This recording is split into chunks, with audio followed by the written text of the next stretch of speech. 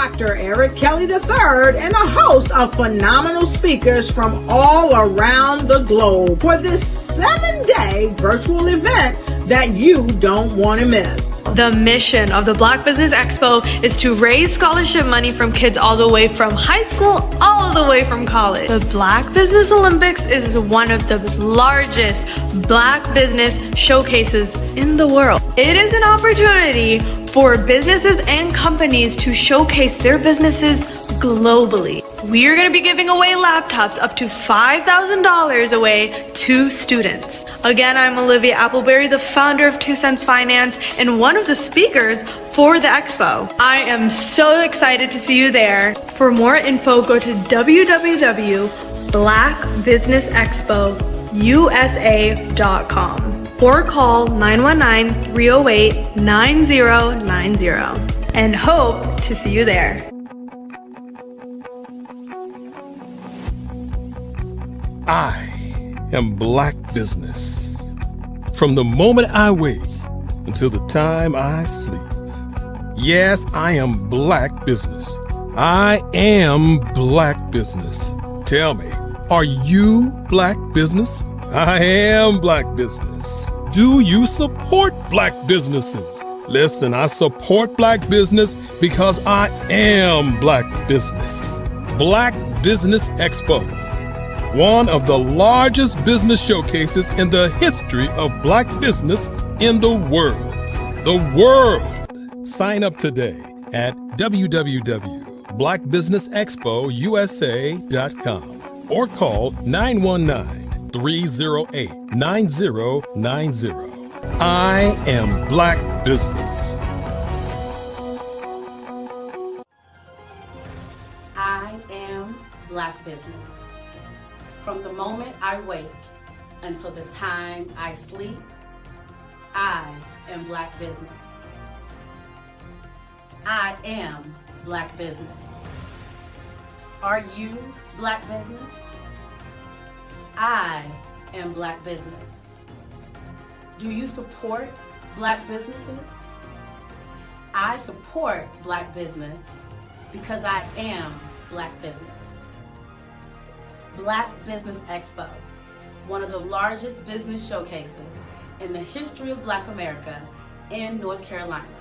Sign up today at www.blackbusinessexpousa.com or call 919-380-9090. I am Black Business. I am Black Business. From the moment I wake until the time I sleep, I am Black Business. I am Black Business. Are you Black Business? I am Black Business. Do you support Black businesses? I support Black business because I am Black business. Black Business Expo, one of the largest business showcases in the history of Black America in North Carolina. Sign up today at www.blackbusinessexpousa.com or call 919-380-9090. I am Black Business. I am Black Business. From the moment I wake until the time I sleep, I am Black Business. I am Black Business. Are you Black Business?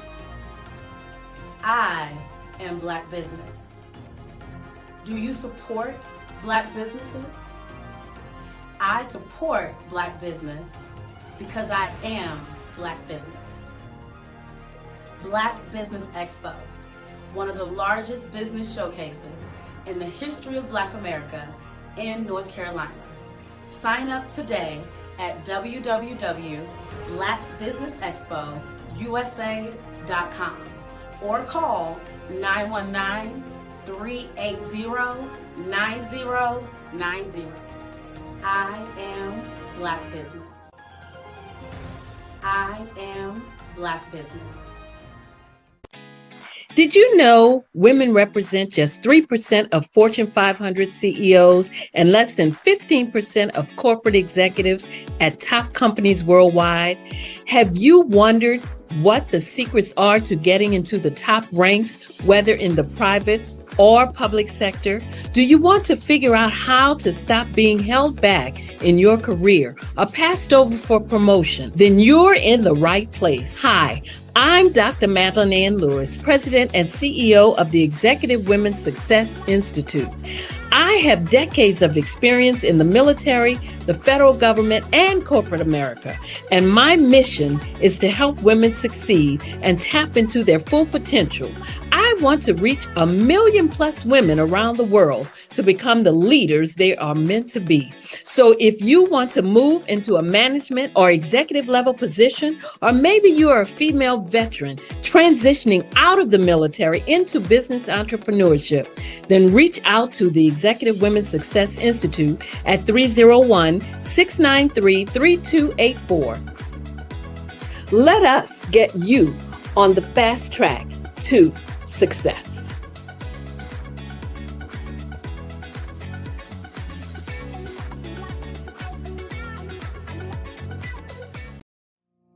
Did you know that approximately 333.34 million businesses exist today, according to a report from 2021? And you may be one of those businesses, or maybe you're not in the business market yet, but you're aspiring to be a business owner. Well, guess what? You're in the right place at the right time. Because let's face it, everything is about timing and opportunity. Hi, my name is Dr. Lotus Richey, and I'm the CEO and founder of the Lotus Richey Coaching and Consulting LLC, along with the Lotus Richey Ignite Show. 15 minutes of success with Dr. Lotus Richey, as well as books to boom your business and bring who you are. And today, I want to bring this amazing message to you about the Black Business Network and the Black Business Olympics. See, the Black Business Network and the Black Business Olympics is designed to help people just like you, that's right, that look like me, to take their business to the next level. Not just in your front yard or your backyard, but globally. The Black Business Network and Black Business Olympics is designed not to just help you survive, but to help you thrive. So join us today as we come together with businesses all around the world to support our students, our children, our young teens, our young entrepreneurs. What we do is we come together to help raise funds for students who are aspiring to be business entrepreneurs, who are aspiring and who are thriving in college. We endow them with a wonderful opportunity to gain scholarship of either a laptop or several thousands of dollars. And we invite you to help be a contributor to this amazing opportunity to help someone that looks just like you. So join us today at our website and let us connect with you and help you ignite and take flight in every area of your life on the Black Business Network and the Black Business Olympics. I'll see you on the other side.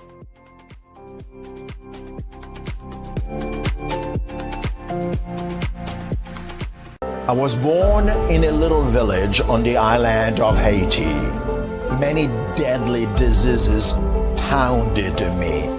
It is as if they were on a mission to end my existence on this earth. I refused to give up.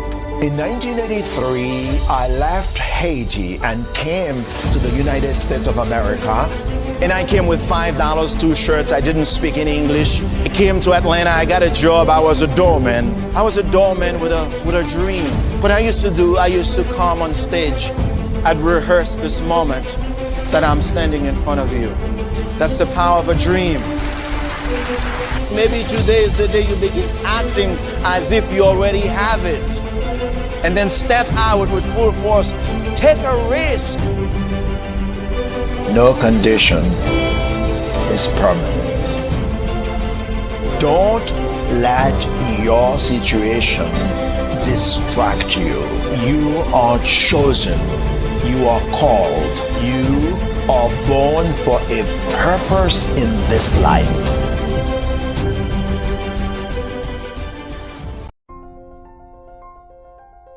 What if you could build your own city?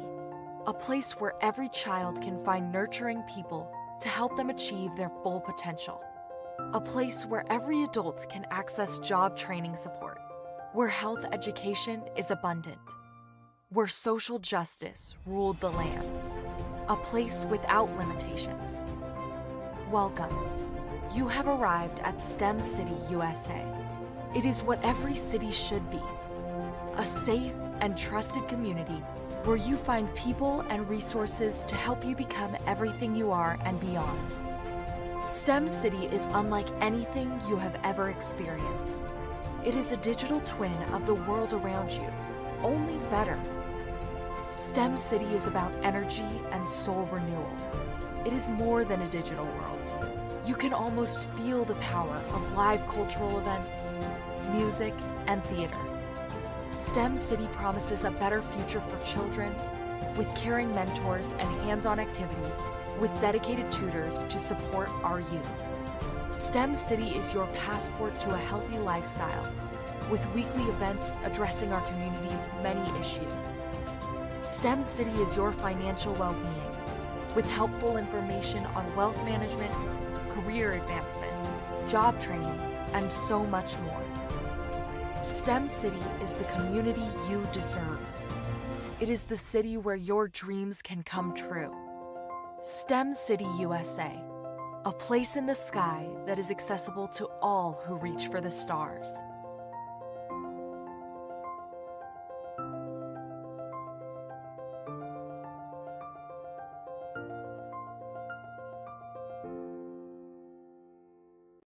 I am from Washington, D.C., but I was raised in Durham, North Carolina. I came to Durham when I was about 5 or 6, and then I traveled back and forth to D.C. because it's where my people are from. One of the unique things about my family is my mother, she's also an artist. She does quilting, and she does a lot of artistic things, and then my son, he draws with both hands, his right hand and his left hand like I do. So that's kind of a family trait. And then my other son, he's a videographer, and my daughter, she works, she's a regional vice president for Sunglass Lab. When you start out drawing and sketching, you want to continue to explore, each avenue. I do pastels, I do pen and ink, I do painting, I do acrylics. I haven't done oils yet. But I try to do all facets of art. What I say to a lot of times to people is, you can't put yourself in a box when you're an artist. You have to explore. And over the course of my life, I've tried to explore different mediums. I also do sculpture as well. I choose my subjects by the intensity that they have in their faces or the intensity that somebody is moving, because I do more than portrait drawings. I also do I do abstract, and then I do figurative drawing also. Well, what happened in this particular show is that I started out trying to come up with something that would be a little bit different than what everybody else is doing.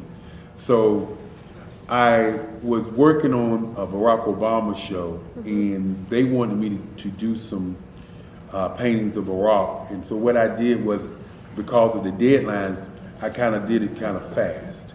And then I realized when I was doing it fast, I enjoyed it. And so then I started doing other pieces the same way, and I started to enjoy those pieces also. And so I came up with this particular style. And it's a style of lines and colors.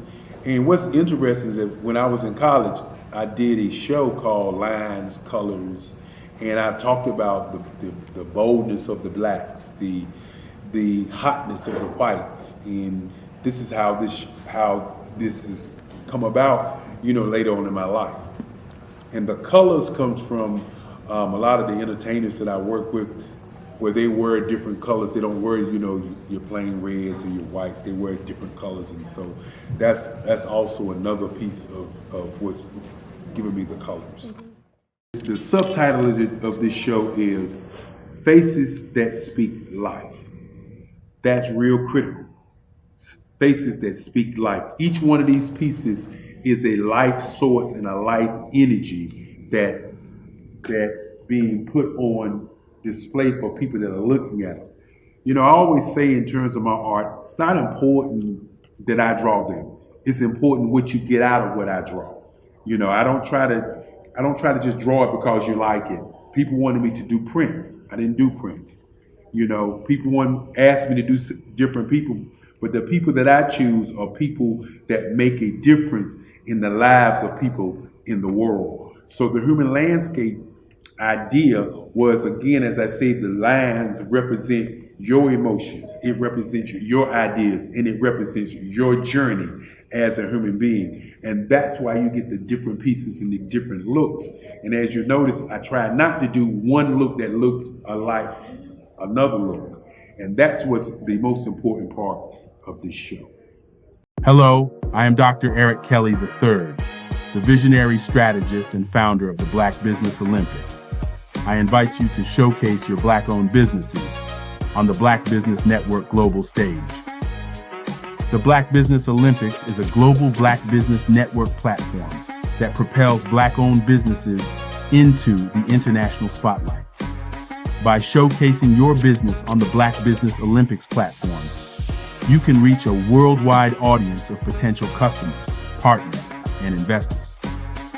You can also establish yourself as a thought leader, an expert in your field, attract lucrative partnerships, and more speaking engagements. In addition, the Black Business Olympics platform provides a valuable opportunity to connect and collaborate with like-minded entrepreneurs and business professionals from around the world. This can lead to new business opportunities, ideas, and relationships.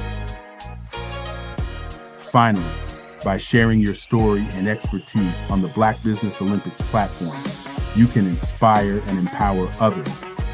This is a powerful way to make a positive impact on the world and leave a lasting legacy. If you are a Black-owned business owner, I encourage you to seize the opportunity to showcase your business on the Black Business Olympics platform.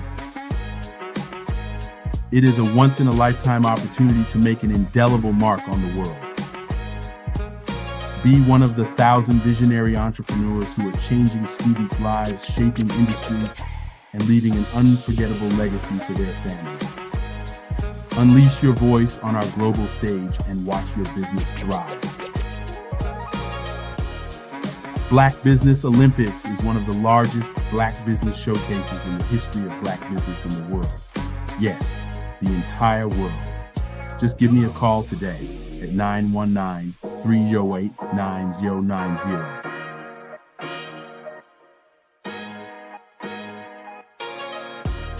Sometimes you can hear the news from the Black perspective, and more specifically, Black publishers. And that's exactly why you have to download the HeyTie app, the largest mobile app delivering breaking news, videos, and podcasts from 200 of your favorite Black publishers. Yes, 200 Black publishers delivering news as it happens, literally all in one app. Go to HAYTI.com or download the app in the Google Play Store or Apple App Store. It's completely free, along with information that you can trust, so go check them out. I'd like you to imagine with me, if you will, opening an app where you can collaborate with like-minded individuals from around the world, get inspiration and in-app tools to launch and grow your business, as well as share your knowledge and earn compensation, all in one app. Well, the name of that app is Truso, short for Truly Social. Hi, I'm Matthew Newman, the founder and CEO of Truso, a new concept in social media. Truso is designed from the ground up to be a platform that's both social and empowering for all its users. How exactly do we do that? I'm glad you asked. First, Truso brings the world together via video. Psychologists assert that video provides a significantly more effective connection than audio only. When you enter a community on Truso, you're face to face. Second, On Truso, you don't have to have 1 million followers to monetize. Our business model allows all hosts and moderators to monetize, no matter the size of your following, by 1, producing fee-based content, and 2, inviting others to join the platform as subscribers. Even more, Truso has an in-app resource library with over 100 free resources, forms, and documents to help you build your brand and grow your business. Third, Truso is inclusive. The deaf and hard of hearing communities make up 360 million people worldwide. Unlike audio-only apps, Truso embraces this community, providing a networking platform that allows them to participate via video and closed captioning. We even have a deaf and hard of hearing foundation in the works as well. Fourth, Truso is both social and safe. We refer to Truso as a virtual extension of the beauty shop, barbershop, and brainchild of the community.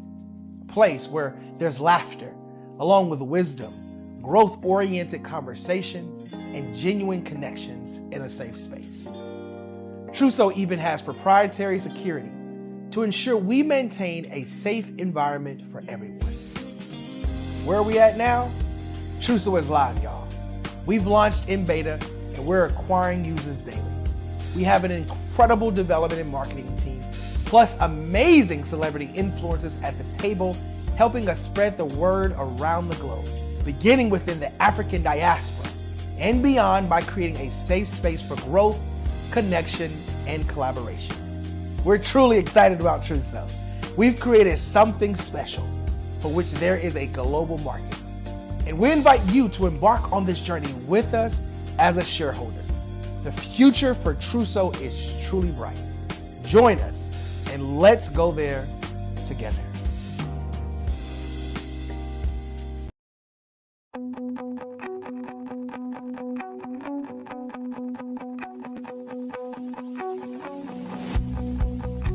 I am Black Business.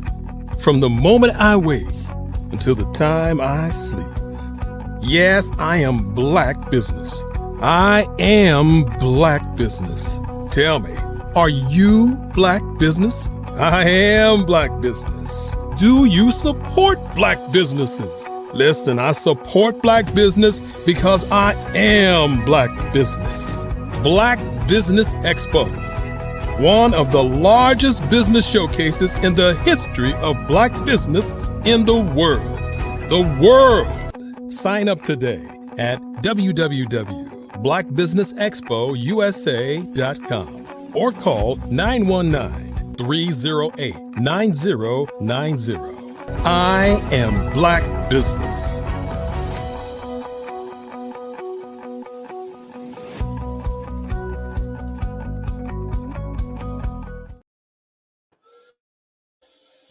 Good afternoon, business owners, entrepreneurs, thought leaders, and corporations.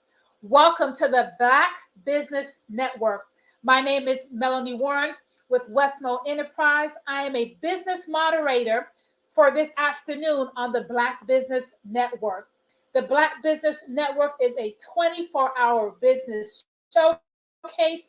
Black businesses, Black business owners, entrepreneurs, and thought leaders worldwide. We have speakers from North Carolina, London, Singapore, Africa, Japan, and cities all over the United States. The Black Business Network is a global community sharing its business knowledge to empower, inspire, educate businesses about business. Today, we're going to be having our first speaker, Adolph Brown the Fourth.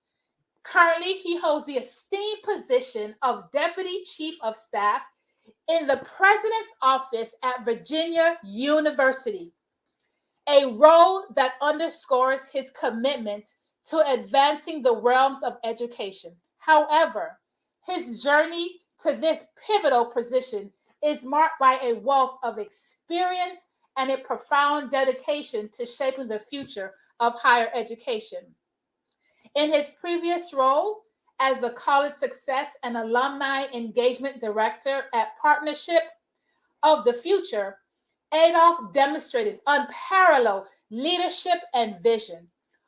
Over 6 years, he not only supervised various departments, but also played a key role in enhancing the capabilities of professional level staff.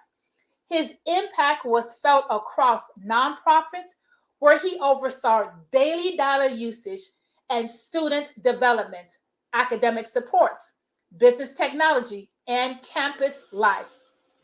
Adolph's expertise extends beyond the routine responsibilities of higher education administration. With a keen focus on research and data analysis and Six Sigma methodologies, he has effectively contributed to leadership programs, assessment strategies, and complex budget contributions management. His commitment to excellence and innovation shines throughout as he continually seeks to address challenges and seize opportunities within dynamic landscape of higher education. I present to you Adolph Brown IV. Welcome, welcome, Mr. Brown. So glad that you are here with us today. How are you doing? Excited to be here. Wait, can you hear me now? I'm doing great. I'm so excited to be here. Excellent. Very excited to have you here on today. So can you just tell a little bit about who you are?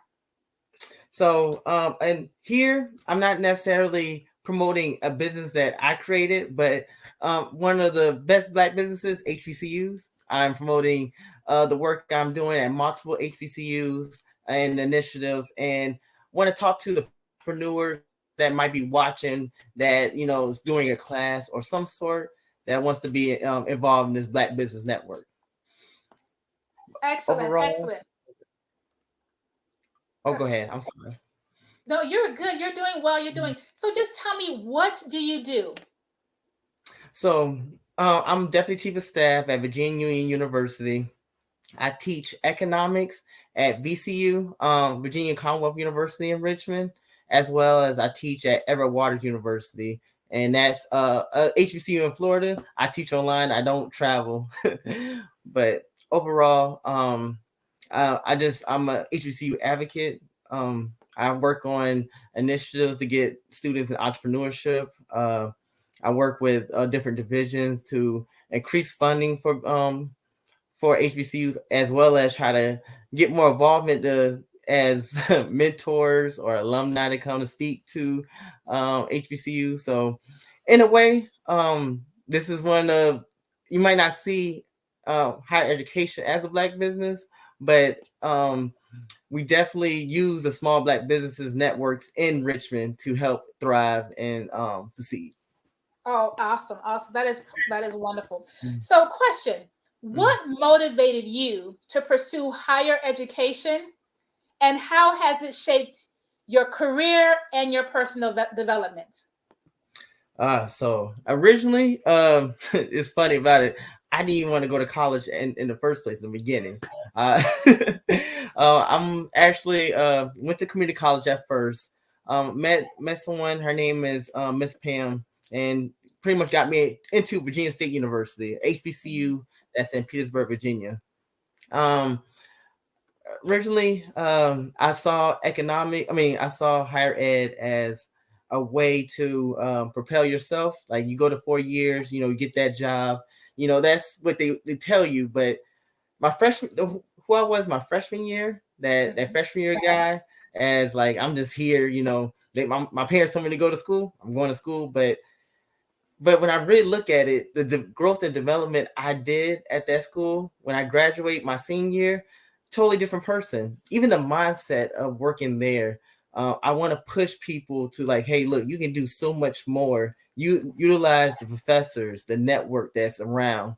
So many of my friends create their own business on campus. The littlest things from, if it's maybe a shoe business, a hair business, a clothing line, or whatever. Like, I learned so much at a higher ed institution, and it just made me like, I want to help more people to start their business, to push them further. So ultimately, that's what higher ed did for me. Awesome, awesome. This is exciting because I'm from a HBU, so this is a big deal for me. So, can you share a memorable experience from your time to higher education that significantly impacted your views and or aspirations? So one of my best stories I like to talk about. So one of my first internships, I worked in a General Assembly in Richmond, and it was just one of the politicians, Delegate Luke Torian. I didn't own a suit. I didn't own a suit at all. Didn't know how to put on a tie. They have no dress shirts. My department, starting with the secretary, the chair, the dean, they went out, brought me 2 suits, got me 3 shirts and 2 ties, and they told me that, hey, look, it's on you to get ready, get dressed up. But they invested in me. And one of the biggest things I see in life is like, once you invest in yourself, you feel like I feel like I can do anything. And they invested in me and poured into me and my dreams. So the same way as they did to me as a professor, I do the same thing to my students. Whatever you need, any opportunities. I even do mock Shark Tank presentations for them. If I can bring in other business owners to speak to them, like I want them to be exposed to the network that my professors did to me at my HBCU. So that's one of my favorite moments, because they didn't have to do that. I could have been still looking for a suit or figured it out. But that's just one example that they poured into me. Wow, that's impactful. So, so how do you see the intersection between your passion for higher education and how your work in promoting opportunities for Black individuals in various fields? So one thing that made me want to speak here today, the opportunities that you're giving high school students and college students. A lot of the economic factors I think about is the first gen students. HBCUs get those a lot. The economic factors that when they come to school, they're not thinking about how much they're taking out in student loans. They're not thinking about all these other factors that play, like you're living by yourself. This is the first time they're on their own. Like I was lucky to have an older sister that went to school first. So it's like I saw it firsthand. I'm like, okay, I need to have this in check before I go to school. But the scholarships, the opportunity, the grants, things like that, I see that if I can push it further, get HBCUs more resources, that we'll have more Black entrepreneurs, we'll have more Black lawyers, we'll have more Black coaches like yourself, like business coaches like yourself, if I invest and put more into these students. Wow. So in your opinion, how can a stronger connection be established between HBCU and the business sector to enhance opportunities for Black professionals? It's crazy. I say these 3 things in my head. Getting them already in the mindset of supporting Black business, that's 1. 2, creating more Black entrepreneurs. I know I'm kind of saying that a lot. And then the 3, the sharing the resources, getting students to not only to try to get past, of course they come to school to get that A, but understand that these are not only your peers, but they're also going to be maybe a resource later down the line that you might need. Get them in a mindset of maybe this person next to you wants to be a psychologist, but they might want to start their own business. The person next to you to the right might be accounting, about to get their CPA. You guys can work together down the line. I try to create that partnership, that group work, that group economic thinking in the classroom to already start off. I let them know that businesses are all around you, like economics, that whole economics thought, like from when you walk out to your room, you spend this whole dorm, it's not free as much as you think. So I try to create that mindset, with them, that like use your peers, because when you graduate, they're also a resource. So those are the 3 layers I look at. Wow, that's powerful. We often think that networking happens outside, but it really does begin just in everyday life. Exactly. So as you talk about this, are there any specific initiatives or collaborations you've been a partner that has significantly bridged the gap between education and economics empowerment for the Black community? So we have there's two things I'll mention. The Center for Entrepreneurship at VSU, Virginia State University, is specifically aimed to help the undergrad students to start their businesses, and those who pass that certificate do get a grant funding for the business that they create. As part of this organization, I'm part of MBL, Metropolitan Business League, and we just help those students from 18 to all, I think it's about 35. So it's really aimed for young entrepreneurs in a sense. Also want to mention that we do, instead of me doing the mock Shark Tank things I was talking about in my classroom, we actually do those in the community as well. So we typically do third place gets 1,000, second place 3,000, and then first place 5. So we'll have a Shark Tank committee to get them that exposure of, not only, even if you lose, you kind of get your business out. It's visible now. Like, I know about your business because you came to this competition talking in front of everybody. So it's twofold, where if they win, they get great funding. 5,000 to a college student. For me, that was a lot. Maybe that's big money. to a listener here that might not have 5,000 when I was an undergrad. That was a lot. But those are some initiatives that I've been pushing, is to not necessarily look at me as the black business, but create new, the future students, especially Black students, to be entrepreneurs. Absolutely. I love what you said about even if you lose. And one thing I say, you're not losing, because the exposure brings so much value. You just never know who's watching. So I'm, with that being said, how has HBCU, which I am an HBCU graduate, contribute to the educational and professional success of Black individuals? For one, I feel like I'm one of them examples, like, because I told you before, like, I did not know what I was gonna do out of high school. But definitely the professional development, those soft skills that we don't really talk about. We're really critical on get that job, get this, get, once you get that job, get the money, and then happy life, right? That's the kind of college dream. Those soft skills of networking, we don't really talk about. Or HBCUs know the climate of their students. That student that first gen that might never left their neighborhood, now coming to a culture shock, we can help navigate them to understand how to move through the business world, the corporate setting, how, even though HBCU, is not the real world where majority of the students are Black, but we can have a common goal of understanding the struggle and understanding, from here, you can prosper anywhere. So I really think we hone in on the professional development and the soft skills of students, because I see that more than anything, that's a skill set that they assume.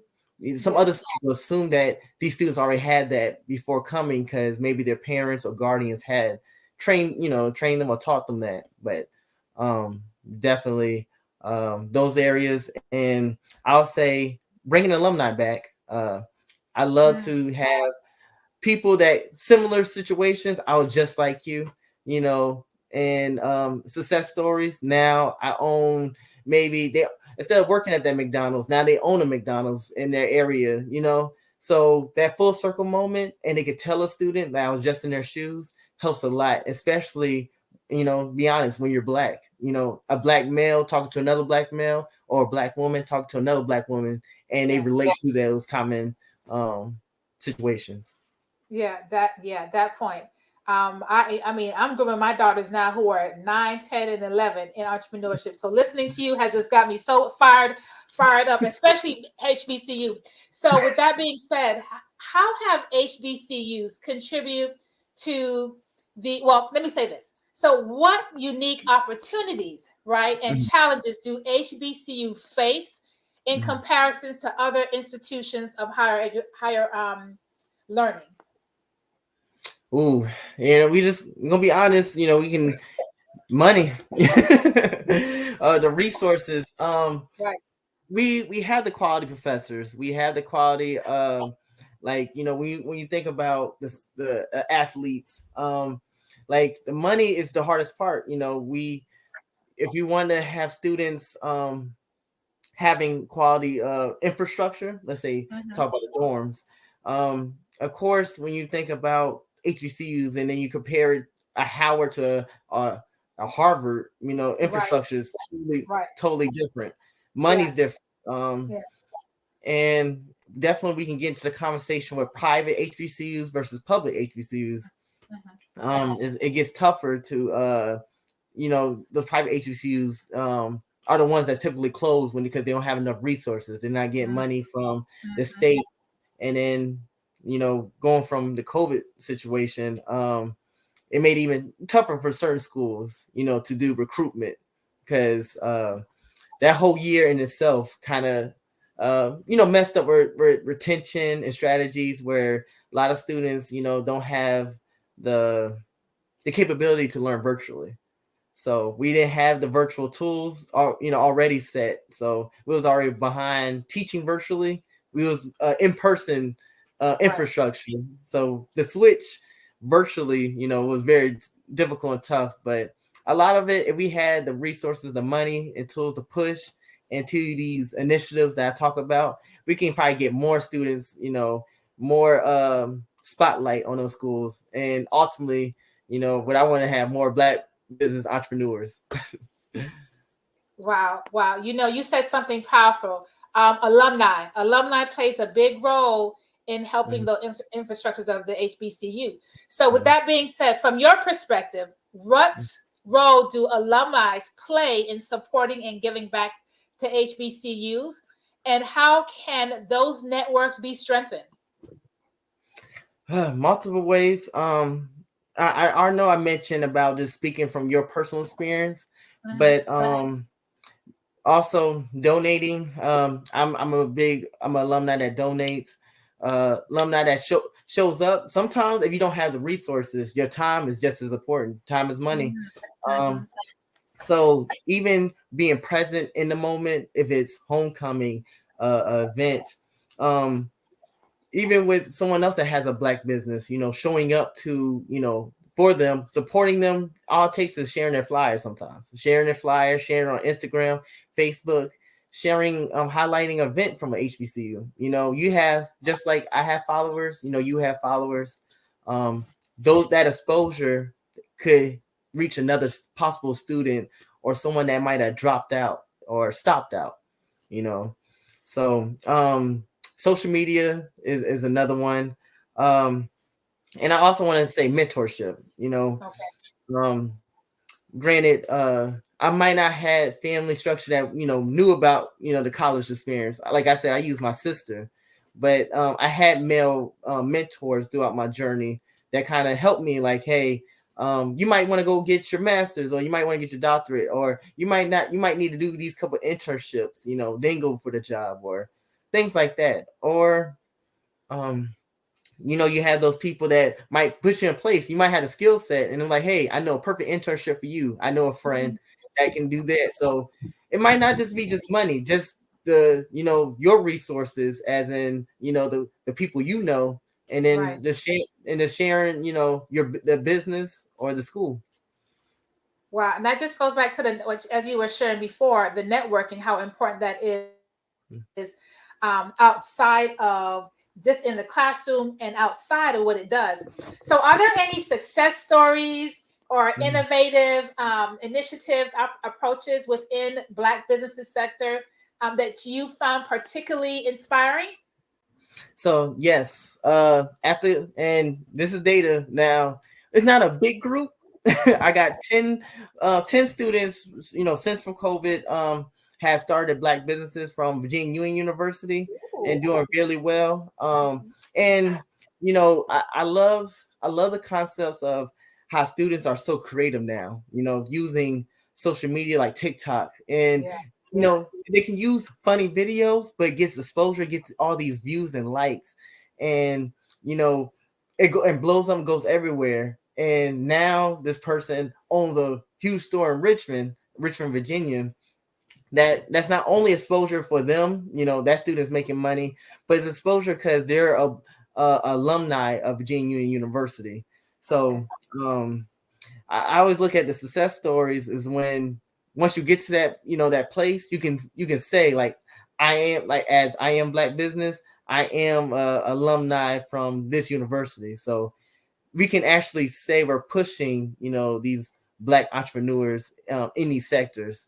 That's just one example, but some other success stories is that I'm creating another center for entrepreneurship at Virginia Union University.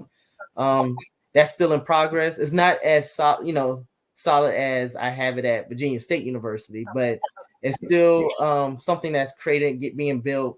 That other grants and funding is different for private universities and public, so it's a little bit different channels I have to go to, with the government. But this is going to create more opportunities, hopefully by 2025 for students. And at number 10, I think it's a success. Now we have 10 Black entrepreneurs doing, have success stories, but hopefully we can get to the 50, and then from 50 to 100 and so forth.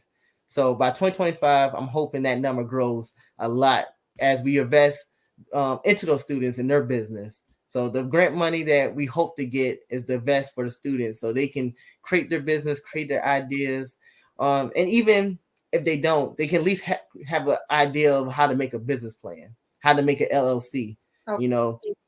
Those little structures we don't really talk about. Those are things that we kind of find out outside of school. So we're creating an area where we can have a one-stop shop for our students. Oh, that's powerful. That's powerful. One-stop party shop. So in your opinion, how can technology and digital platforms, which you've kind of said with the social media, because if you don't have social media in your business, you're missing out, right, on a whole new level. But how can these digital platforms be leveraged to enhance visibility and opportunities for Black entrepreneurs? And I know I mentioned the TikTok, but even now, I found out about this opportunity through Forbes Black, through other entrepreneurs, and just to share a network there. I try my best that anybody that's even here that's listening today, I try to share my network, and that's not honestly I had to personally meet them, one-on-one. Sharing their LinkedIn or sharing their resources, through online. So different platforms of sharing, sharing their platforms. I mentioned that before, but that's definitely free. It doesn't take no time to share your friends or your colleagues or your peers' platform. Doesn't matter what it is, if they wrote a book or, started a clothing store or anything. It's easy to share. If you know someone that's struggling, with the simple tools of going through that LLC part, I know I mentioned that before, but creating a trademark, creating an LLC, a logo, I always want to say, don't be afraid to share that information. Those tools, granted, like when I figured it out, it took me a while. So I don't want the students, those that are 18, 19, 20, they don't have to wait till, my age at 30, to, later down the line to figure these things out.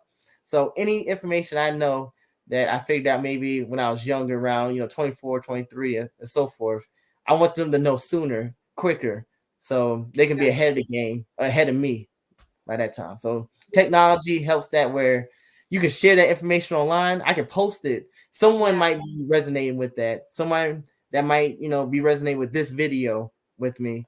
And that's what technology does, just share information. Yeah, because Sherry is Carrie, my people. Sherry is Carrie. So as we continue, almost wrap this up. So in your experience, right, what role do Black business play in fostering economic empowerment and community development? So it's it's very crucial that we build that generational wealth or have those conversations. And I know people talk about that all the time, but it's with a Black business, it's something that you can pass down, not only, from your kids, but but to their kids. So just in the mindset of, even if they don't want to have be an entrepreneur themselves, just the concepts of just knowing how. The how is so important because granted, my role is definitely chief of staff and I'm a professor, a researcher. There's still the other side of me that's an educational consultant working at other places. I know, granted, anytime my role, my title can change, my family dynamic can change after if I lose my job. But having my own business, I am still my own boss.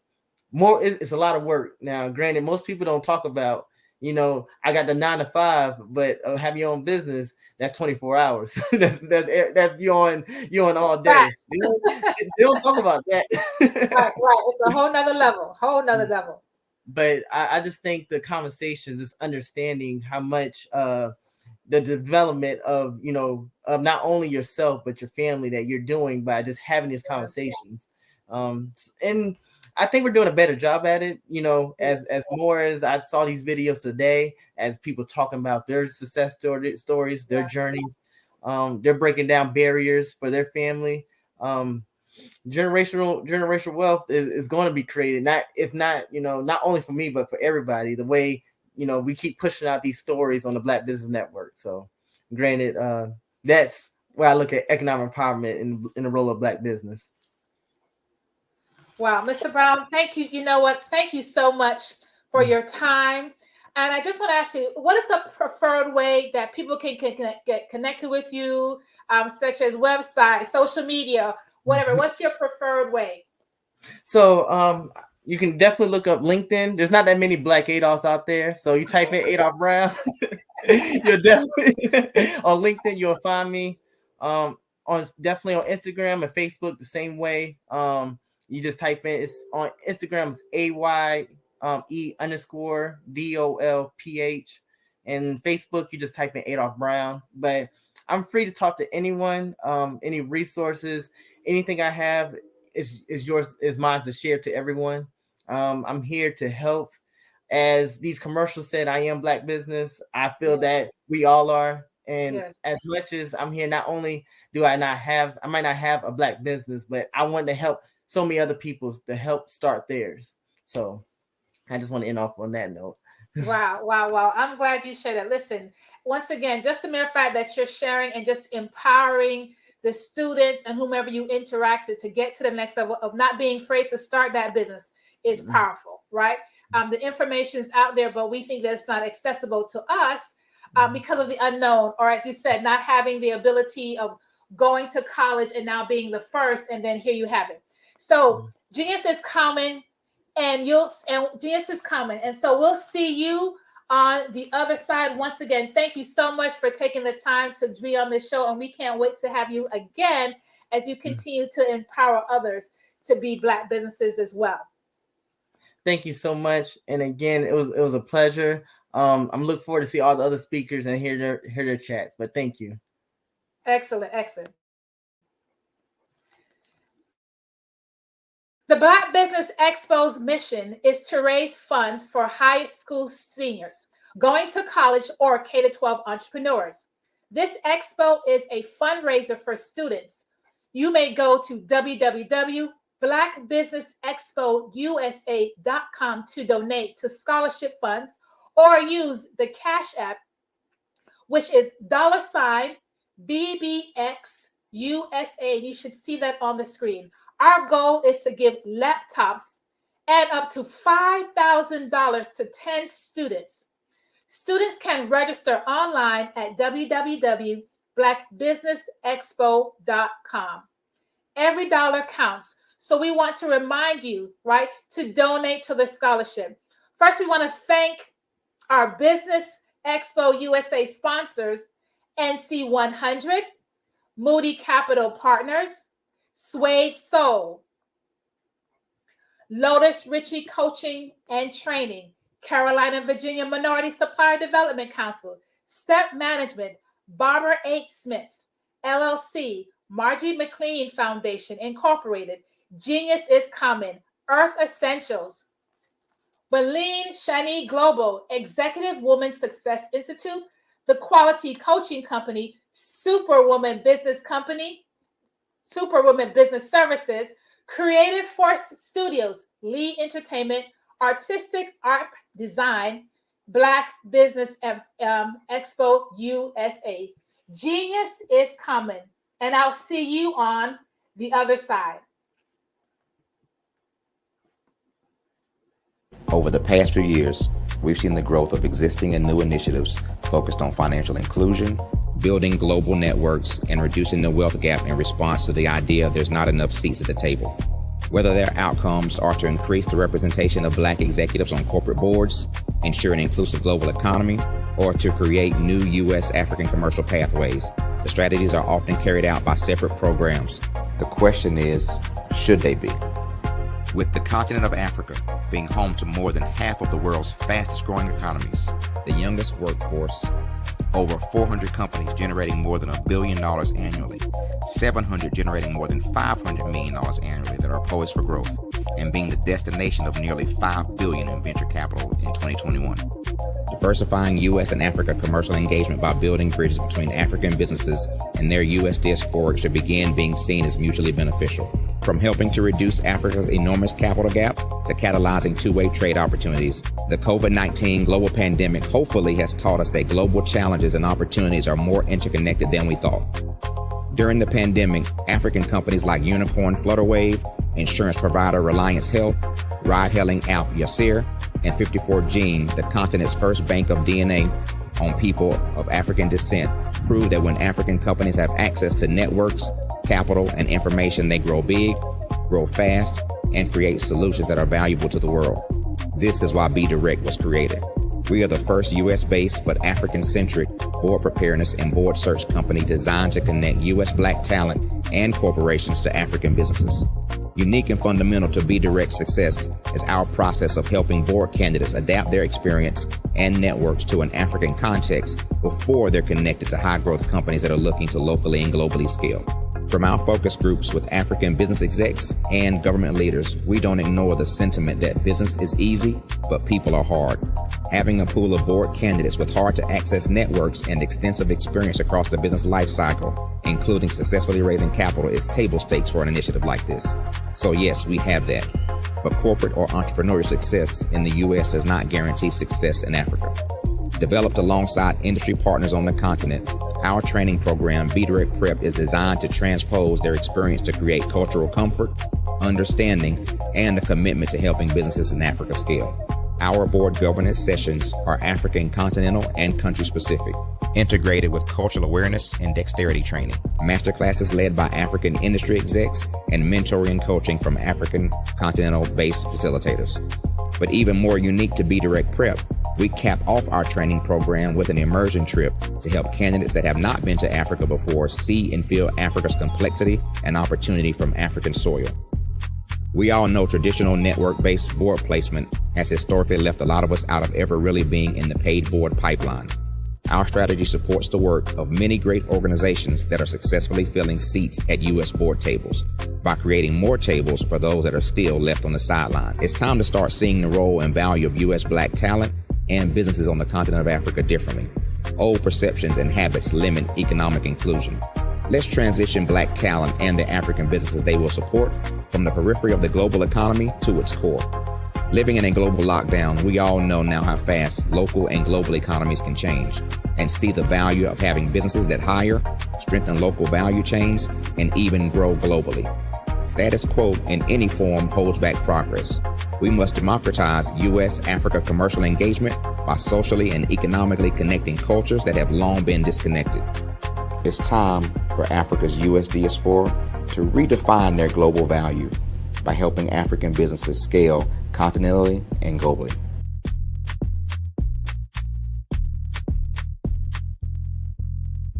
Artist to me is a creative expression of something from nothing. You know, it explodes onto the canvas, or it explodes on in my work. One of the things that I try to do more than anything is I try to just give the lines and the movements and emotions and expressions into what I do.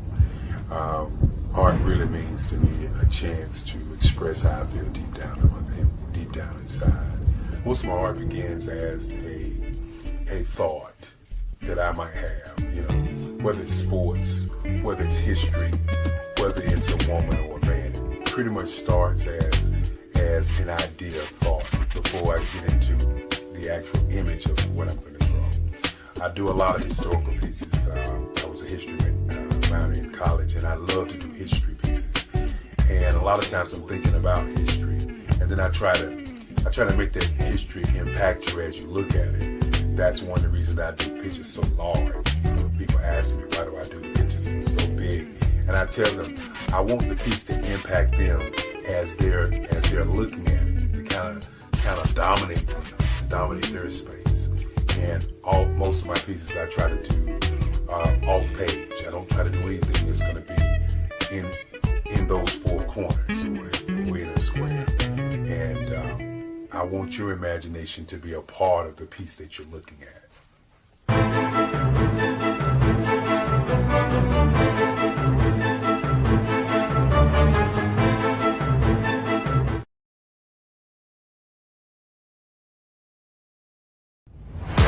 Social media is evolving. It's more vibrant, more colorful, more energetic, and so are you. It's not just photos anymore.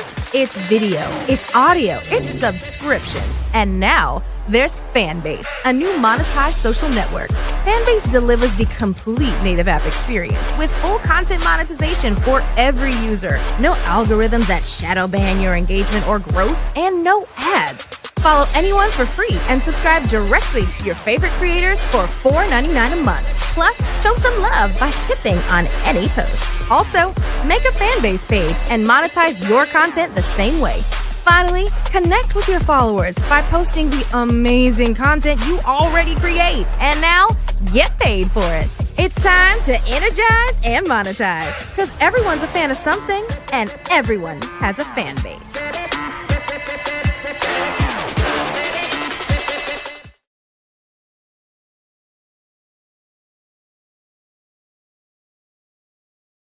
Content creators, welcome to Fave Unite TV.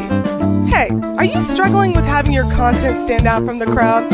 Or is it that you're overshadowed by others who have more resources, followers, and influence?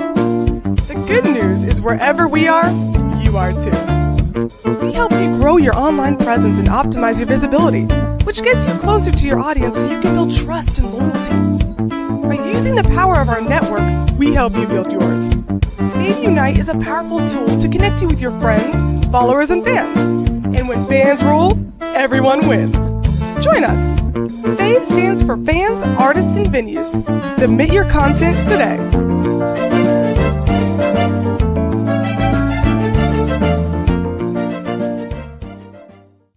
Sometimes you got to hear the news from the Black perspective, and more specifically, Black publishers. And that's exactly why you have to download the Hey Tie app, the largest mobile app delivering breaking news, videos, and podcasts from 200 of your favorite Black publishers. Yes, 200 Black publishers delivering news as it happens, literally all in one app. Go to hayti.com or download the app in the Google Play Store or Apple App Store. It's completely free, along with information that you can trust, so go check them out.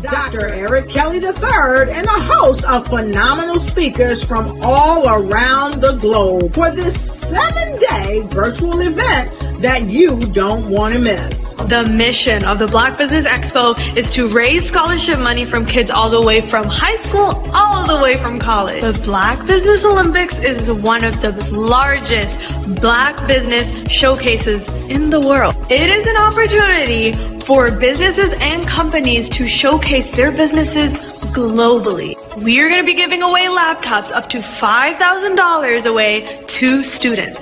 Again, I'm Olivia Appleberry, the founder of 2 Cents Finance and one of the speakers for the expo. I am so excited to see you there. For more info, go to www.blackbusinessexpousa.com or call 919-308-9090 and hope to see you there.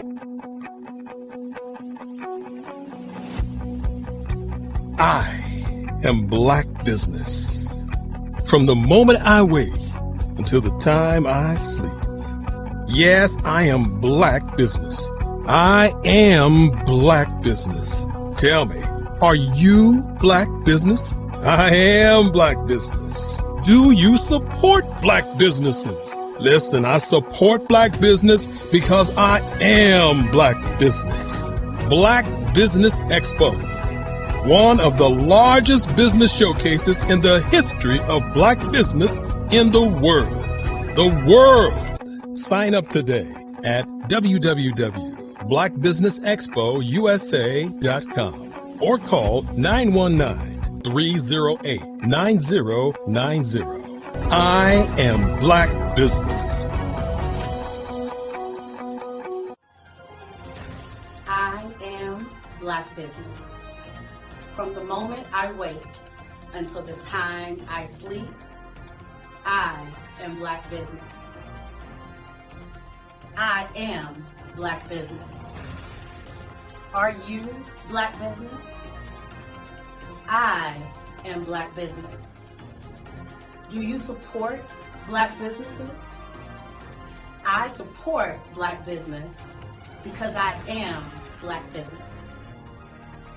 Black Business Expo, one of the largest business showcases in the history of Black America in North Carolina. Join Dr. Eric Kelly III and a host of phenomenal speakers from all around the globe for this 7-day virtual event that you don't want to miss. The mission of the Black Business Expo is to raise scholarship money from kids all the way from high school, all the way from college. The Black Business Olympics is one of the largest Black business showcases in the world. It is an opportunity for businesses and companies to showcase their businesses globally. We are going to be giving away laptops up to $5,000 away to students.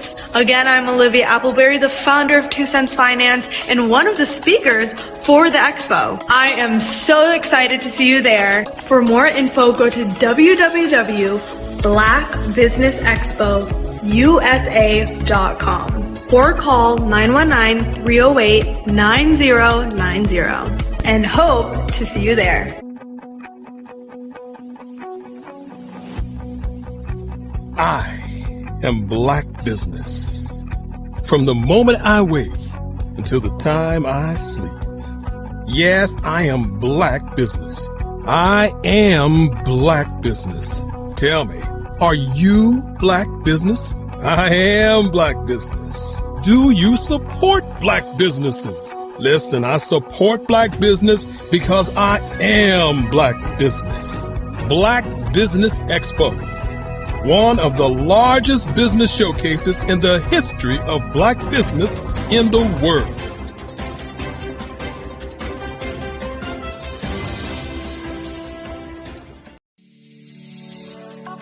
Did you know that our Black dollar only lasts for 6 hours in our community?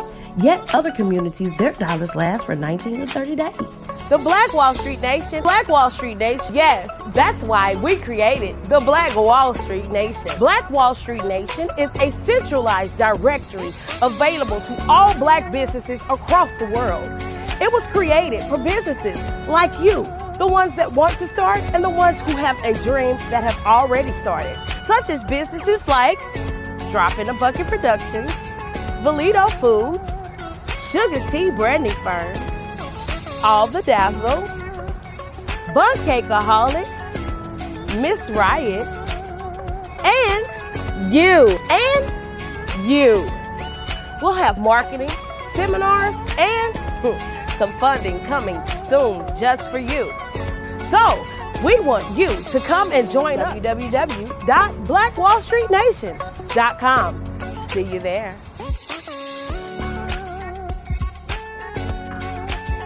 Hello, I am Dr. Eric Kelly III, the visionary strategist and founder of the Black Business Olympics. I invite you to showcase your Black-owned businesses on the Black Business Network global stage. The Black Business Olympics is a global Black Business Network platform that propels Black-owned businesses into the international spotlight. By showcasing your business on the Black Business Olympics platform, you can reach a worldwide audience of potential customers, partners, and investors. You can also establish yourself as a thought leader, an expert in your field, attract lucrative partnerships, and more speaking engagements. In addition, the Black Business Olympics platform provides a valuable opportunity to connect and collaborate with like-minded entrepreneurs and business professionals from around the world. This can lead to new business opportunities, ideas, and relationships. Finally, by sharing your story and expertise on the Black Business Olympics platform, you can inspire and empower others. This is a powerful way to make a positive impact on the world and leave a lasting legacy. If you are a Black-owned business owner, I encourage you to seize the opportunity to showcase your business on the Black Business Olympics platform. It is a once-in-a-lifetime opportunity to make an indelible mark on the world. Be one of the 1,000 visionary entrepreneurs who are changing students' lives, shaping industries, and leaving an unforgettable legacy for their families. Unleash your voice on our global stage and watch your business thrive. Black Business Olympics is one of the largest Black business showcases in the history of Black business in the world. Yes, the entire world. Just give me a call today at 919-308-9090.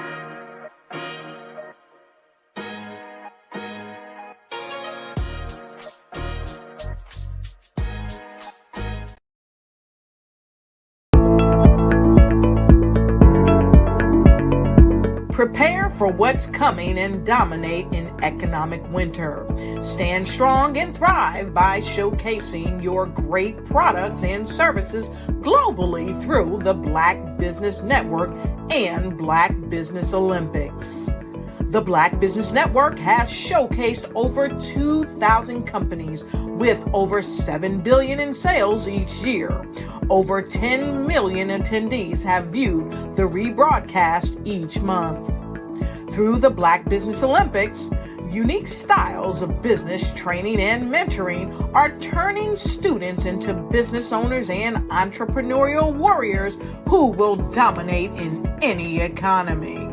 Gain the ultimate advantage of the Black Business Olympics, 7 days of unbelievable topics and speakers speaking around the globe. Donate your time and experience to provide expertise and scholarships to students worldwide and change the world. Now, more than ever, new insights, tools, strategies, and capabilities are needed. This is your chance for a major presentation to the world. Fill out the form and join the more than 2,000 speakers who have presented to over 200 countries. Join the Black Business Network streaming live into the Metaverse, STEM City, Black Multiverse Enterprises, Hulu, Amazon, YouTube, iHeartRadio.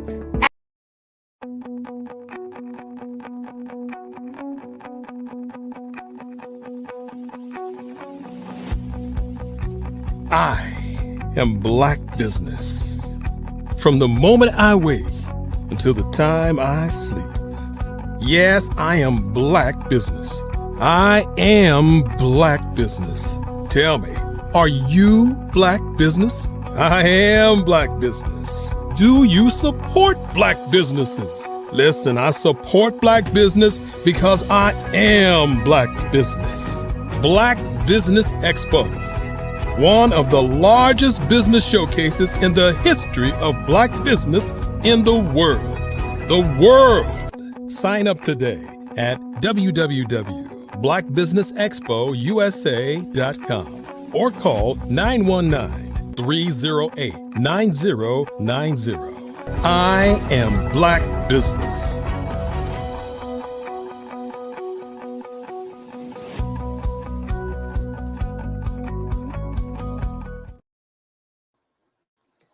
Good evening, business owners, entrepreneurs, thought leaders, and corporations. Welcome to the Black Business Network. My name is Melanie Warren, and I am your business moderator for this evening.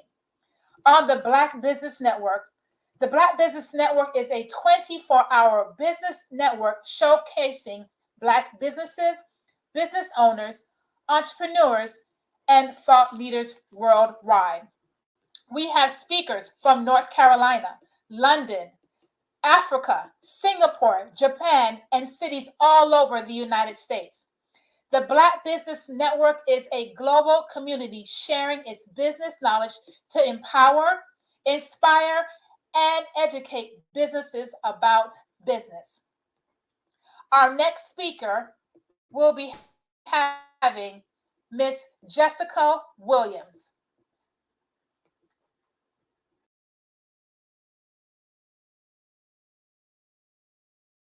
Content creators, welcome to Babe Unite TV. Hey, are you struggling with having your content stand out from the crowd? Or is it that you're overshadowed by others who have more resources, followers, and influence? The good news is wherever we are, you are too. We help you grow your online presence and optimize your visibility, which gets you closer to your audience so you can build trust and loyalty. By using the power of our network, we help you build yours. Babe Unite is a powerful tool to connect you with your friends, followers, and fans. And when fans rule, everyone wins. Join us. FAVE stands for Fans, Artists, and Venues. Submit your content today.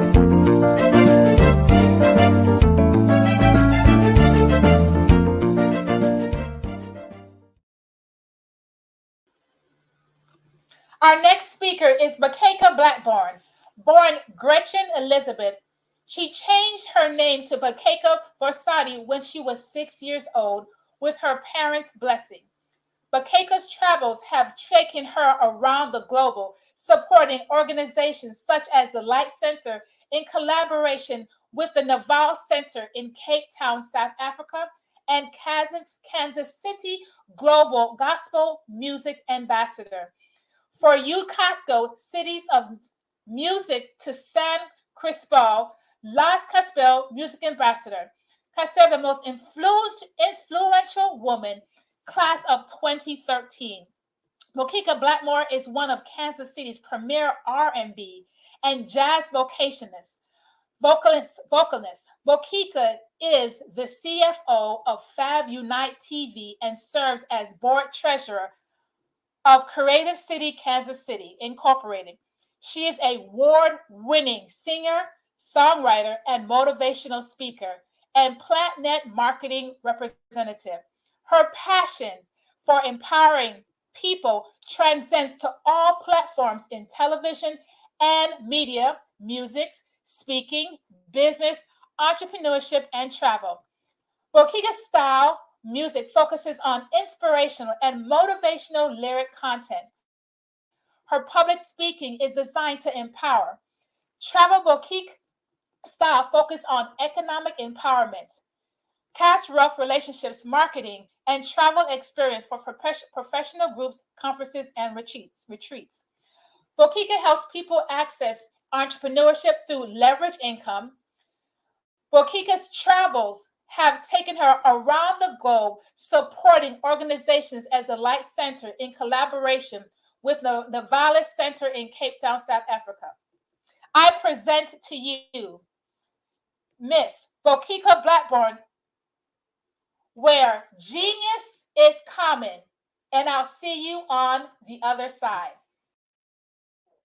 Thank you, sweetheart. Thank you so much.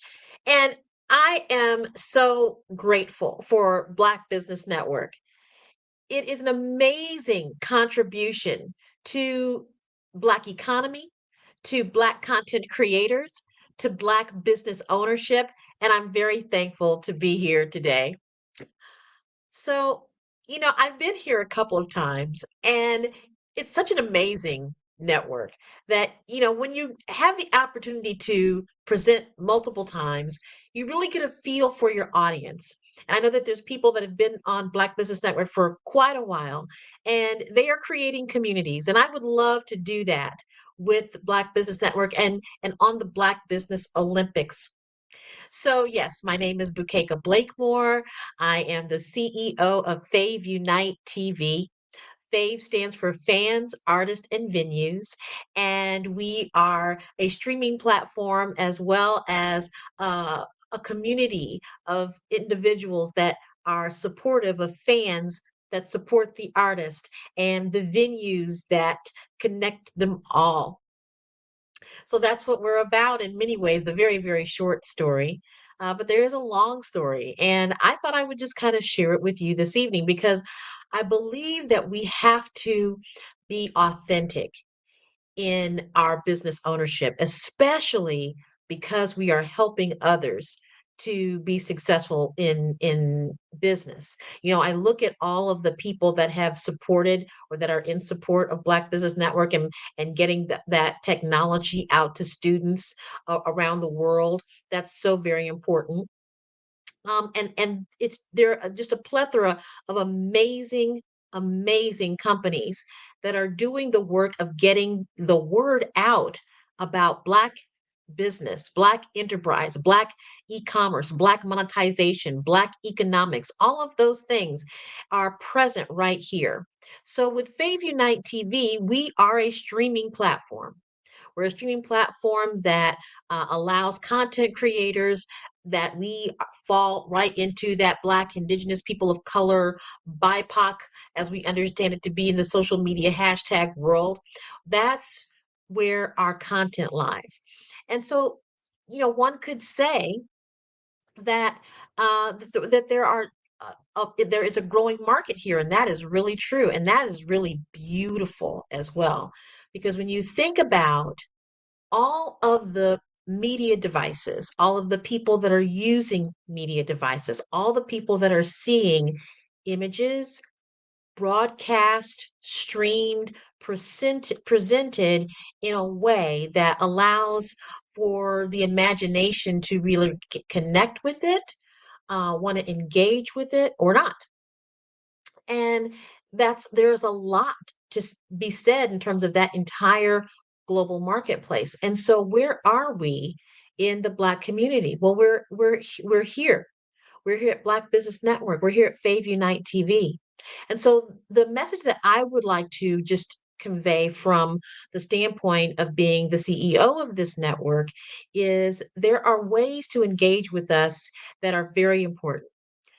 First of all, be a viewer. Come to faveunitetv.com or install Fave Unite TV on your Roku device as well as your Android device and your Amazon Fire Stick. So you can go to those apps and get acquainted with what you can see on Fave Unite TV and what you want to see on Fave Unite TV. What are the things that bring you joy that would fall into uh, the eyes of someone who is looking for content that is recognizable, that you find yourself recognized in that media device that you're watching? The other thing is that I would invite you to join us, become a part of our community, become a part of a community that helps to motivate and inspire the other people in the community and in their different ways that they express, whether they express as an artist or content creator, whether they express as a fan, people who really like what they see on Fave Unite TV. And those individuals that are, really having to have a product or a service that they want shown. See, these are all opportunities for the narrative to be expressed in the way that it's supposed to be expressed by the people who are making that expression. So I'm going to give away my, how should I say, maturity in life, right? And I think that that is a beautiful thing as well. But I'll say it like this. So you heard in the introduction that when I was born, my parents named me Gretchen Elizabeth. And I always tell people Gretchen Elizabeth is a fine name, strong name. And I was in a place in my little girl life that wanted to have an African name. So I asked my parents if I could. They said yes. I was able to get a book of names that were from all across the continent, and I chose Bukeka, and primarily because I thought that it meant princess. That's what I believed it to be. My whole room was pink. I had Ruffles dolls, everything that you can imagine that a princess would have in her room. Therefore, it absolutely made sense to me. So years later, as I become an adult and I see how strong that story is for people, that at that young age I took I was able to connect well enough with myself and voice well enough for myself that, hey, I would like a name that really speaks to me. Well, the same thing. Here we are with opportunities to be connected with information and images and entertainment that reflect who we truly are unapologetically. And for why? Why would that even be a part of our stream of consciousness, that it be unapologetic? Well, because there's a reason why we have Black Business Network, people. Let's just be real. And that's a good thing. So here we are being able to tell our narrative. So those are the ways that I would love to have you engage with Fave Unite TV. Come join us in terms of watching, subscribing, being a part of what is being seen. Give us your feedback. Tell us what you would like to see.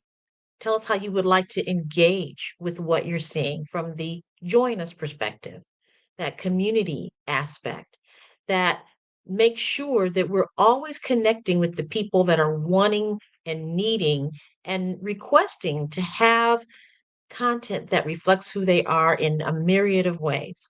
You heard, thank you so, Melanie, for the beautiful introduction that, because we travel, we're in business, we're in the community, we're in all different facets of the human experience. So why not be able to share that with people along the way? I guess the other part of this business that I absolutely love is the fact that it's a family business. So I run this business with my husband, Eugene Blakemore, my son, Delbert Eugene Scholes Jr. Yes, he got all four of those words. And our beautiful daughter, Tiffany Rosado, and my brother, Terry Lewis. We have wonderful leadership with people that you're familiar with on Black Business Network, such as Enolia Foti and our dear friend Christina Konya, who is a very supportive of who we are in the Black experience. So we are a close-knit group of people doing a mighty, mighty thing.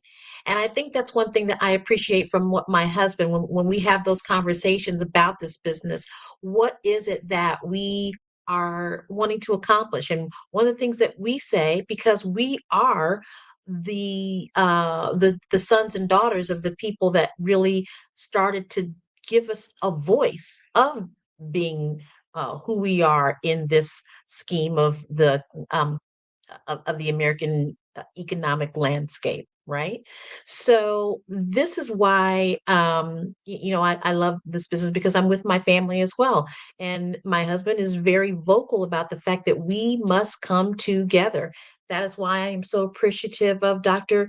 Eric Kelly's work with this business, Black Business Network, because we are truly, truly working together and demonstrating success in that area and demonstrating a powerful bond, which can only do well for all of us on this platform. I want to tell you a little bit how to connect with us, where to connect with us. Okay. So, first of all, go to info at faveunitetv.com. Info at FAVUNITE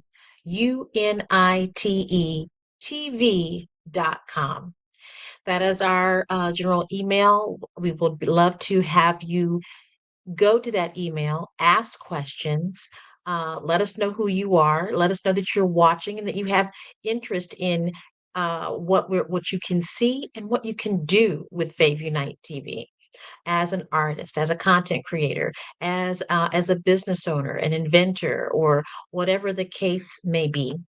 Um, you can certainly go to our website, which is faveunitetv.com. And then we also have faveunite.com. And so I'm going to give you just a little, because I think I have a little time, and I'm going to give you a little backstory. So almost next year, 10 years, we actually came up with the concept of Fave Unite. And it was a family moment. It was myself, a singer, a songwriter, working in this industry of entertainment, in music specifically, and my husband, the same, as a promoter, as an artist, and then, of course, all the other roles we play in life, mothers, wives, children, all of those things in this industry. And the music industry is a beautiful industry, and it, like with any, it has its levels of economic revenue, opportunities for entering into the marketplace, all of those things. So, needless to say, here my husband and I are individuals in that field that really want to make a difference in that field, and we, as either as artists or people that support those that are artists. And so, my son, Delbert, and I, and my husband, we came together and we came to understand that, fans are very important. Those people that are watching, those people that are listening, those people that are telling you what it is that they want, they're very important. But the artist, that's what they're there for. They're for the artist. And so there are places and platforms that bring this community of people together. And that's why we are Fave Unite. And our original focus was music, but because of how God works, how technology has shifted the landscape, we chose to enter into the world of streaming and opening up the artistry to content creators of every kind and all around the world.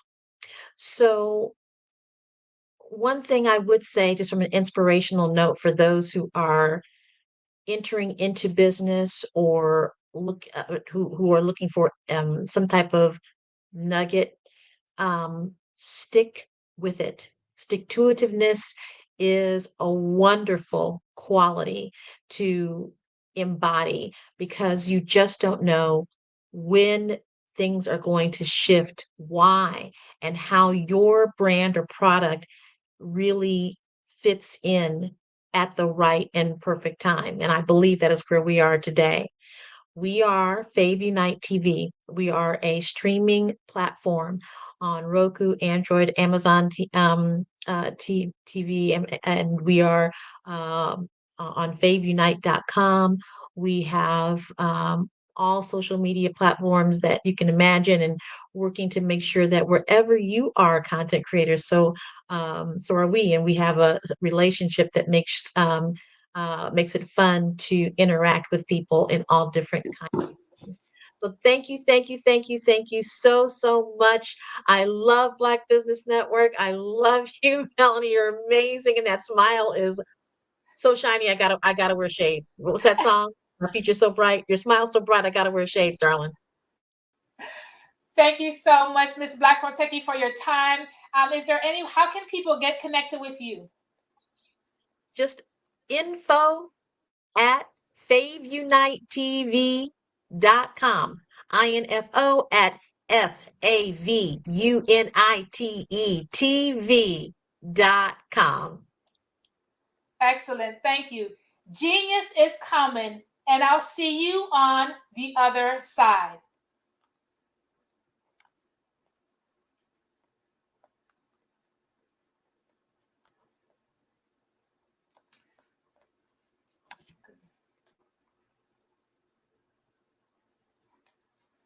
The Black Business Expo mission is to raise funds for high school seniors going to college of K-12 entrepreneurs.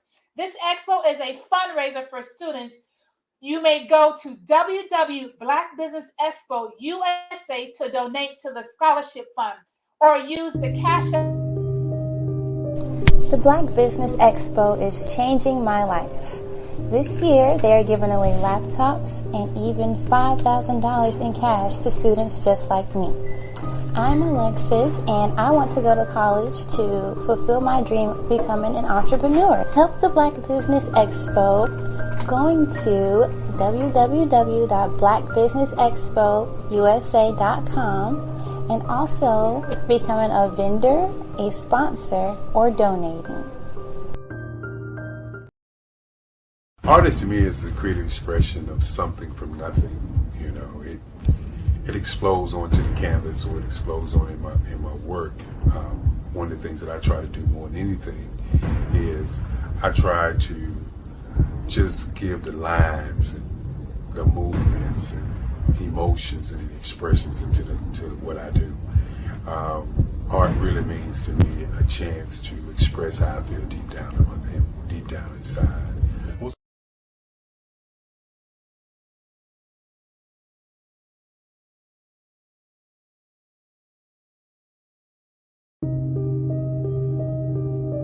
The Black Business Expo is changing my life. This year, they are giving away laptops and even $5,000 in cash to students just like me. I'm Alexis, and I want to go to college to fulfill my dream of becoming an entrepreneur. Help the Black Business Expo going to www.blackbusinessexpousa.com and also becoming a vendor, a sponsor, or donating.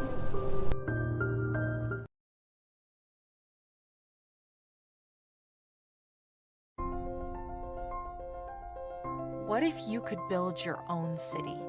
A place where every child can find nurturing people to help them achieve their full potential. A place where every adult can access job training support, where health education is abundant.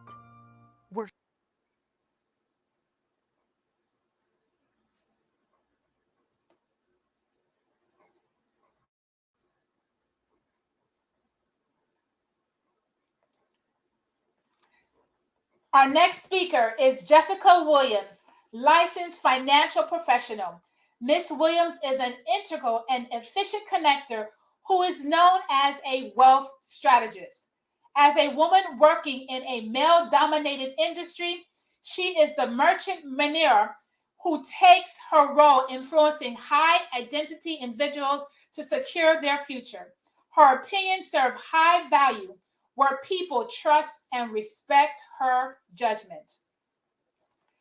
We would like to welcome Ms. Williams to the stage where genius is common. And I'll see you on the other side. Welcome. Thank you.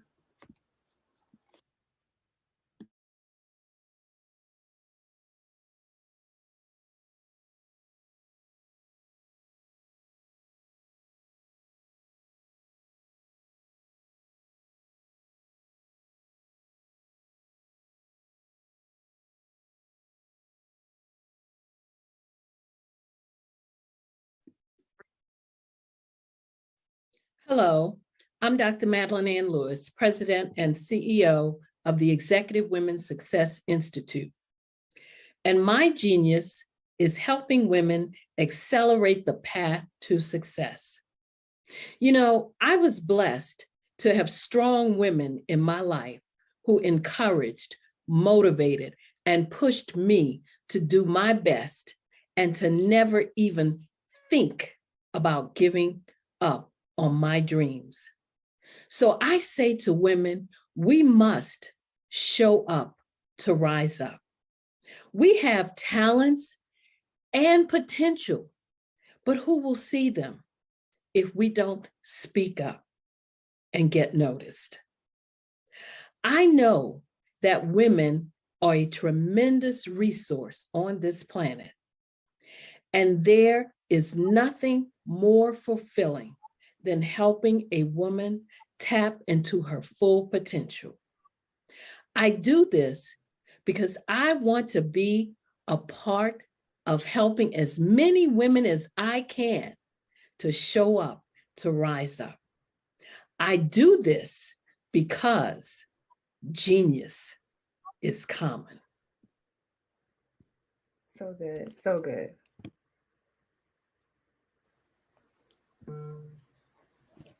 Well, welcome, Miss Jessica. So glad that you are here, Miss Williams. Just really excited for this opportunity. So love to tell us who you are.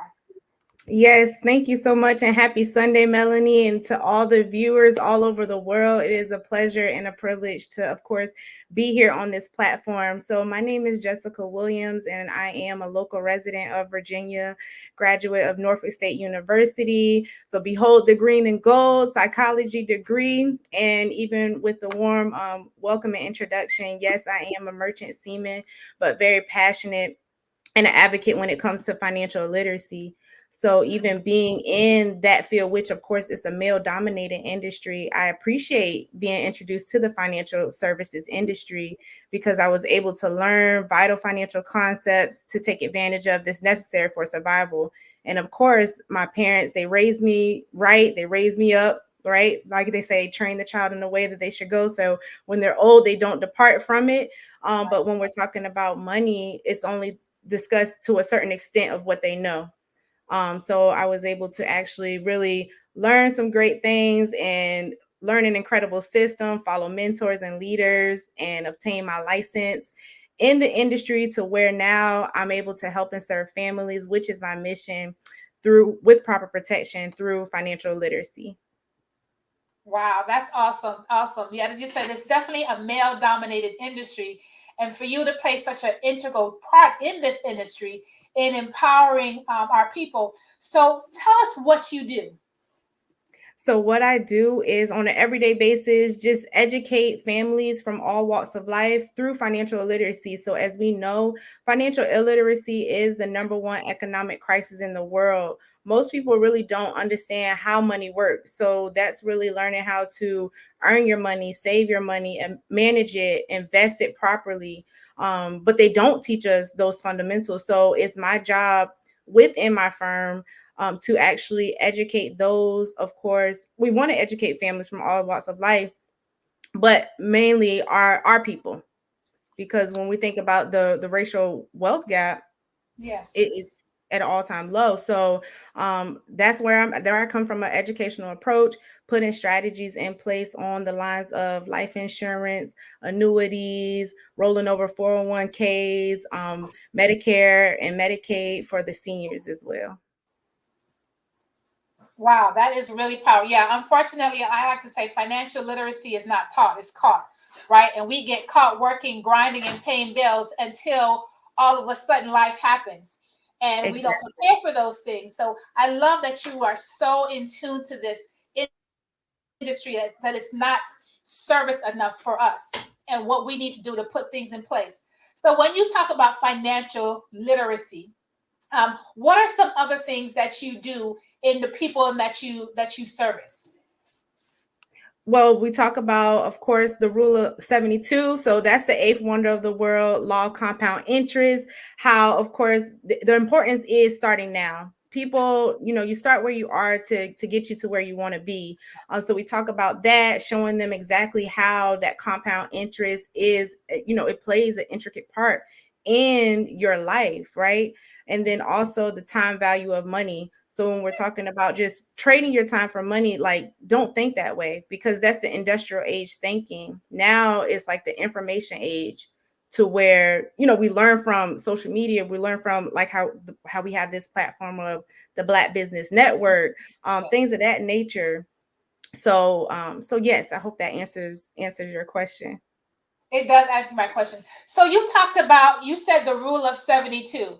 Now, I'm sure there are plenty of people that never even heard, like, what in the world is the rule of 72? Can you explain a little bit more what that is? Yes, absolutely. So it is the eighth wonder of the world. And even when I got introduced to that rule, I'm just like, wow, it blew my mind away. So it's a mathematical equation. You take the number 72, divide it by a various interest rate, and that gives you the number of years that it takes for your money to double.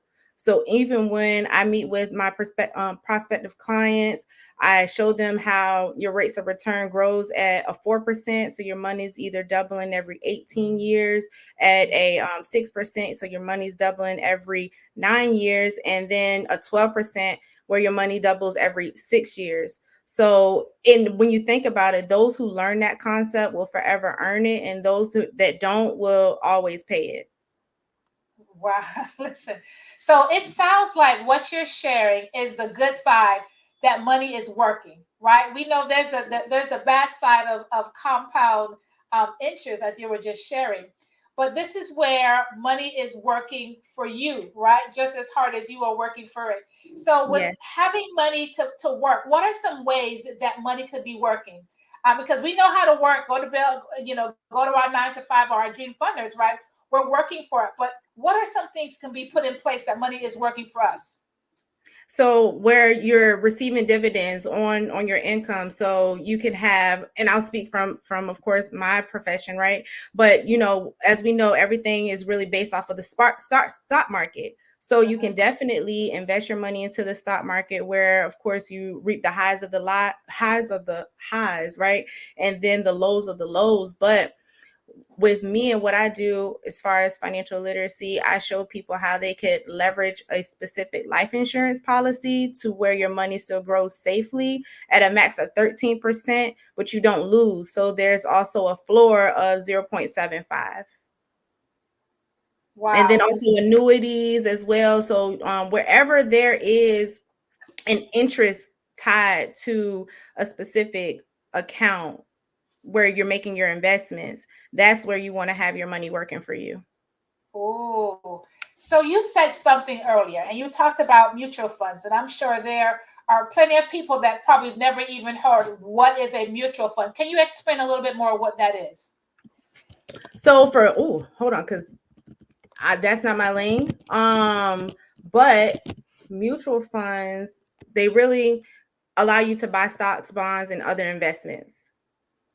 Gotcha. It's really a pool of money with other investors to mutually buy those. So it's on the lines of stocks, bonds, and other investments, but it's still all based off of the stock market. Oh, okay, excellent. So you also said, because you dropped some amazing terms. So you also said about annuities, right? And I know people have, maybe heard it through commercials or whatever the case may be, and not quite sure, especially us, not quite sure what exactly is an annuity. Can you explain a little bit more about that? Yes, absolutely. So I'm going to give an analogy, right? We're going to go back industrial age, because most people, they are industrial age thinkers, but we want to transform their mindset into thinking information age. But we'll just stay with the analogy. So, working the 40-40-40 lifestyle. Well, go to school, work a good job, and work for the rest of your life until you're 65, and you're going to get your pension. So an annuity is a private pension. Okay. So pensions, that's something that we don't even hear of that anymore. Is that a term that still exists? Pensions, right? There's no such thing anymore as pension. So annuity, you said, is a self-funded pension plan. And so okay, all right, excellent. So a self-funded pension plan. So with this pension plan that is self-funded, what happens to this money in this pension plan that people are receiving? So you can actually set it up a couple different ways for Okay. those that have work, right? And even I know that we're reaching a lot of individuals, so definitely take notice to this and hear me, please, because those who have worked various different jobs, but say they're in a job and they're working at the bank for maybe 10 plus years, and then they happen to switch to a different industry, they have still contributed a specific amount to their 401k. So that is a qualified plan that can be rolled over into an annuity, which is a private pension plan that creates permanent income for yourself. And then even for those who are still working and contributing to their 401k, when you retire, you want to make sure you do roll that over into, we'll say, just because we're on the topic, in annuities. You want to roll it over into an annuity, because once you stop working and you start to take those distributions from your 401k account, like once that money is gone, that money is gone. So you want to make sure that you roll that over so that you don't outlive your money. So it can either be like a single lump sum, so how that rollover that I was just speaking of, or you can actually make contributions as well to it. Wow. Okay. Awesome. Awesome. This is so important because people don't realize about the pension. So you've shared a lot of great nuggets, right? Great information. How can people get in contact with you, get connected with you? Yes. So right when you're seeing at the bottom with my name, I can be reached on Facebook platform, LinkedIn platform, the same way that it is. My name is Jessica Shanae Williams. We can also be reached at my telephone number, which I'll throw it out there, 757-285-1137. Once again, that's 757-285-1137. And then also Facebook, you can type in my name right here and it'll have my link that's in the bio that gets in contact with me as well. Wow, Jessica, thank you so much for taking the time to share some valuable information, and definitely looking forward to connecting you some more. So genius is coming, and I'll see you on the other side. See you then.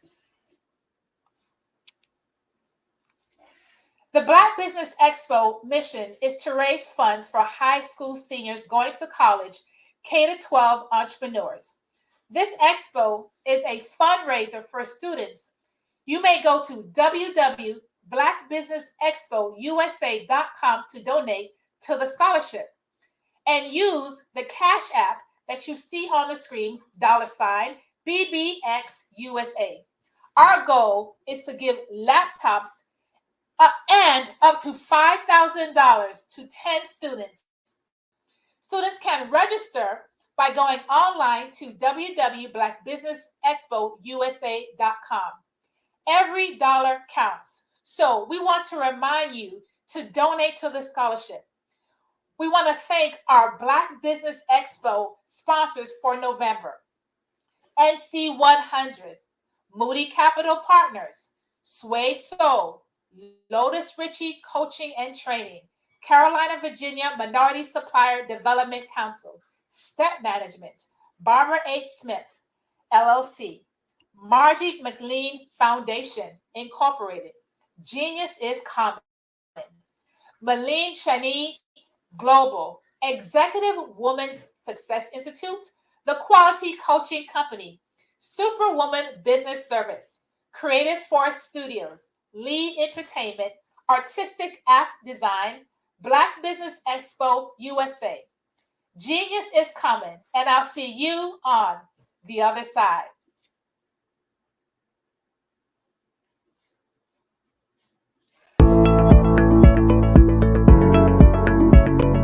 Prepare for what's coming and dominate in economic winter. Stand strong and thrive by showcasing your great products and services globally through the Black Business Network and Black Business Olympics. The Black Business Network has showcased over 2,000 companies with over $7 billion in sales each year. Over 10 million attendees have viewed the rebroadcast each month. Through the Black Business Olympics, Unique styles of business training and mentoring are turning students into business owners and entrepreneurial warriors who will dominate in any economy.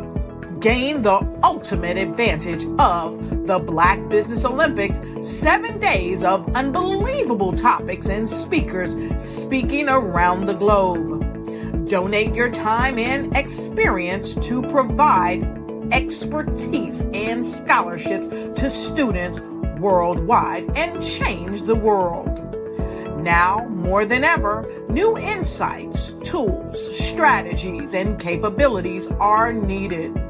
This is your chance for a major presentation to the world. Fill out the form and join the more than 2,000 speakers who have presented to over 200 countries. Join the Black Business Network streaming live into the metaverse, STEM City, Black Multiverse Enterprises, Hulu, Amazon, YouTube, iHeartRadio, Apple, Facebook, LinkedIn, Pod TV, IBM TV, Spotify, and Google Podcasts. Sign up today. Spaces are limited, and we will see you there.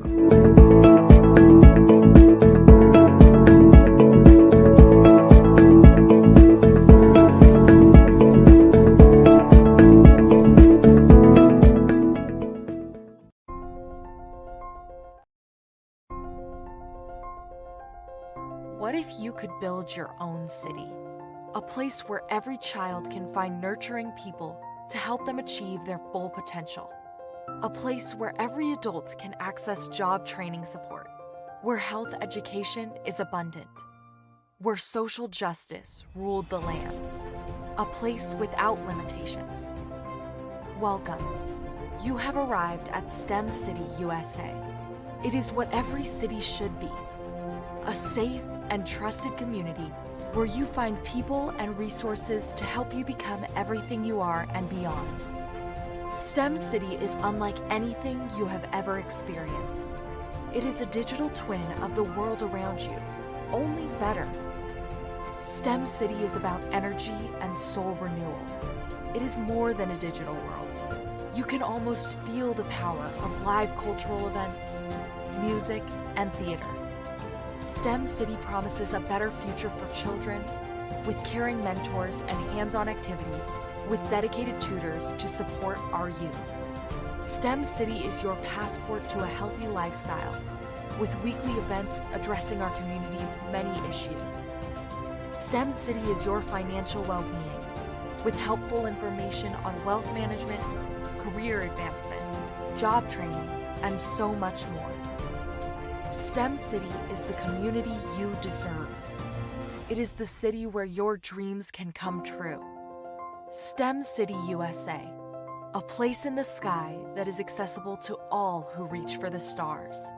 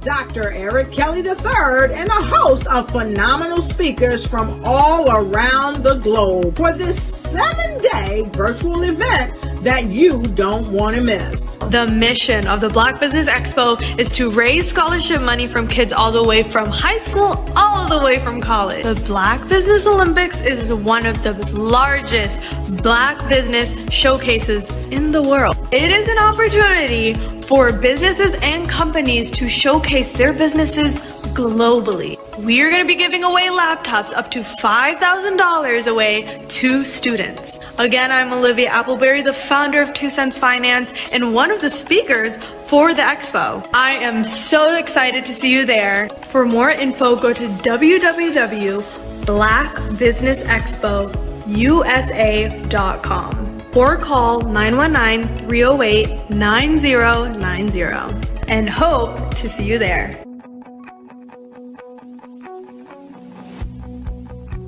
I am Black Business. From the moment I wake until the time I sleep. Yes, I am Black Business. I am Black Business. Tell me, are you Black Business? I am Black Business. Do you support Black businesses? Listen, I support Black business because I am Black Business. Black Business Expo, one of the largest business showcases in the history of Black business in the world. The world! Sign up today at www.blackbusinessexpousa.com or call 919-308-9090. I am Black Business. I am Black Business. From the moment I wake until the time I sleep, I am Black Business. I am Black Business. Are you Black Business? I am Black Business. Do you support Black businesses? I support Black business because I am Black business. Black Business Expo, one of the largest business showcases in the history of Black America in North Carolina. Sign up today at www.blackbusinessexpousa.com or call 919-380-9090. I am Black Business.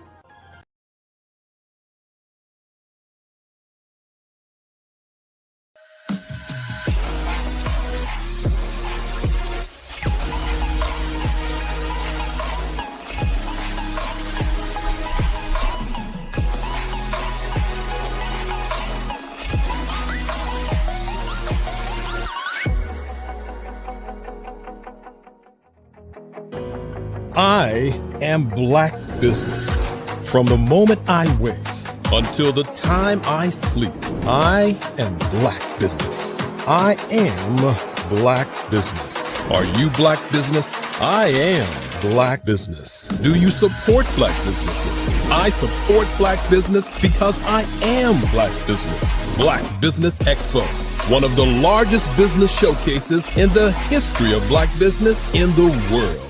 Sign up today at www.blackbusinessexpousa.com or call 919-308-9090. I am Black Business.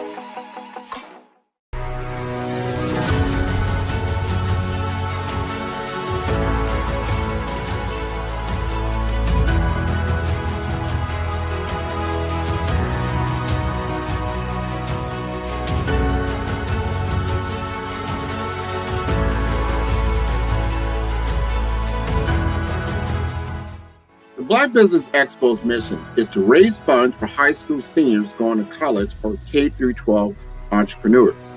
This expo is a fundraiser for students.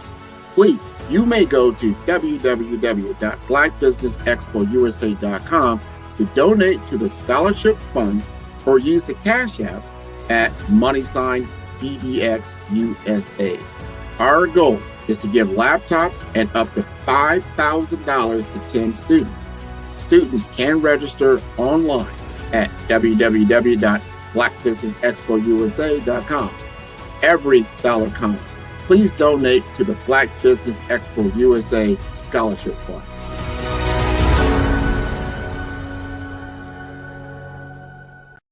The Black Business Network and Black Business Olympics are essential platforms for Black business owners globally.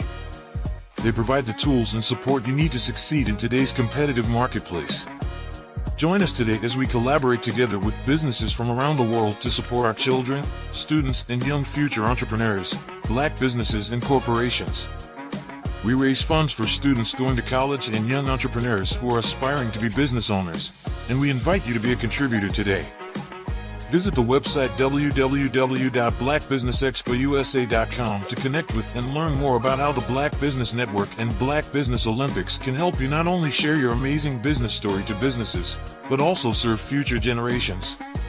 Hello, my name is David Jones, CEO and co-founder of the Hello LLC, where we help businesses build a culture, brand and experience, and leverage technology to pivot into Web3. Join the Black Business Network streaming live into Roku, Metaverse, STEM City, Black Multiverse Enterprises, Hulu, YouTube, iHeartRadio, Apple, Facebook, LinkedIn, Spotify, Twitch, and Google Podcasts. Tune in, turn on, and let's thrive. Did you know women represent just 3% of Fortune 500 CEOs and less than 15% of corporate executives at top companies worldwide? Have you wondered what the secrets are to getting into the top ranks, whether in the private or public sector? Do you want to figure out how to stop being held back in your career or passed over for promotion? Then you're in the right place. Hi, I'm Dr. Madeline Ann Lewis, President and CEO of the Executive Women's Success Institute. I have decades of experience in the military, the federal government, and corporate America, and my mission is to help women succeed and tap into their full potential. I want to reach 1 million+ women around the world to become the leaders they are meant to be. So if you want to move into a management or executive level position, or maybe you are a female veteran transitioning out of the military into business entrepreneurship, then reach out to the Executive Women's Success Institute at 301-693-3284. Let us get you on the fast track to success.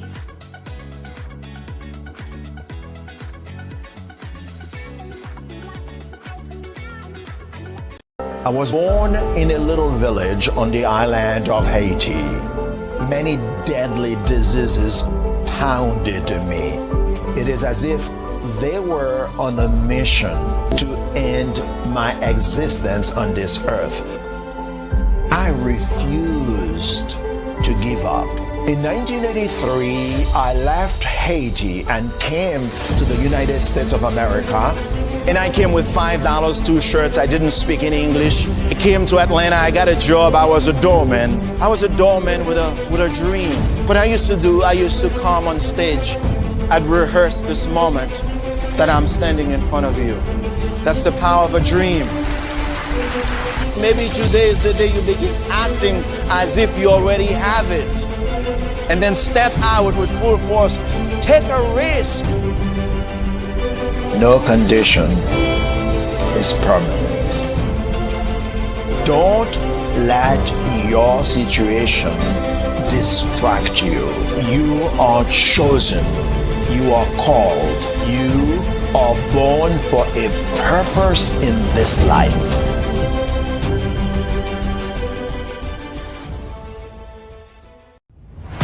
Social media is evolving. It's more vibrant, more colorful, more energetic, and so are you.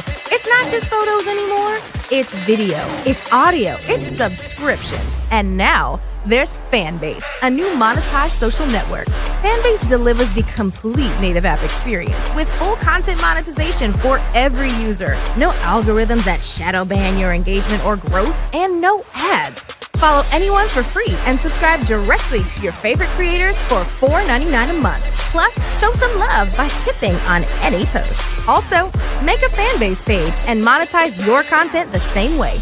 Finally, connect with your followers by posting the amazing content you already create. And now, get paid for it. It's time to energize and monetize, because everyone's a fan of something and everyone has a fan base.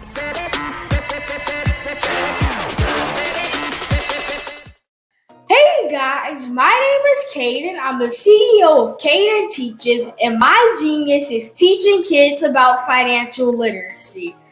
Throughout my financial products, such as my financial flashcards, my activity book, and my newest project, my financial bus, which I bought. And on the bus, it has a mock bank where kids will learn how to deposit and withdraw money, a mock grocery store where kids will be able to learn how to have a family budget, and a mock stock exchange where kids will even be able to learn how to invest in stocks.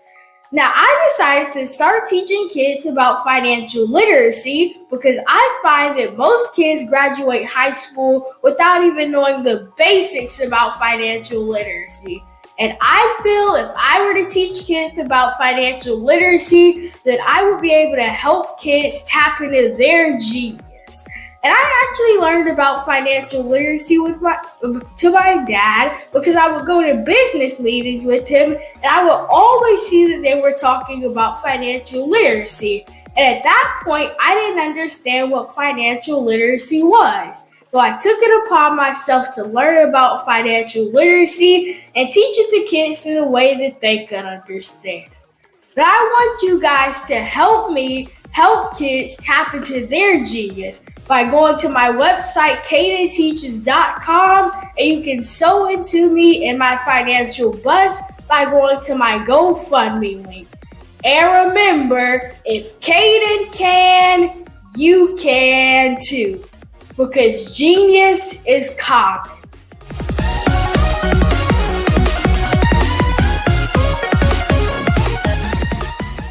Sometimes you got to hear the news from the Black perspective, and more specifically, Black publishers. And that's exactly why you have to download the Hey Tie app, the largest mobile app delivering breaking news, videos, and podcasts from 200 of your favorite Black publishers. Yes, 200 Black publishers delivering news as it happens, literally all in one app. Go to hayti.com or download the app in the Google Play Store or Apple App Store. It's completely free, along with information that you can trust, so go check them out.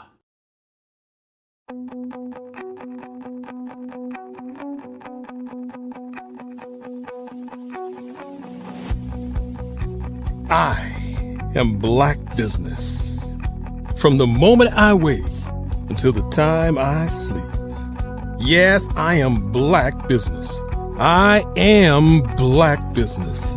Tell me, are you Black Business? I am Black Business. Do you support Black businesses? Listen, I support Black business because I am Black Business.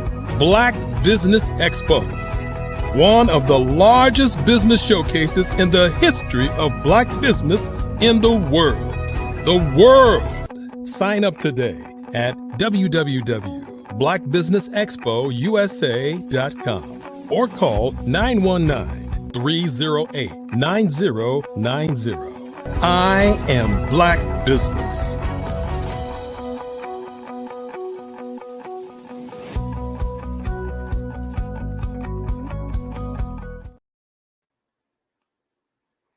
Well, our next speaker is none other than Tyrone Tabern.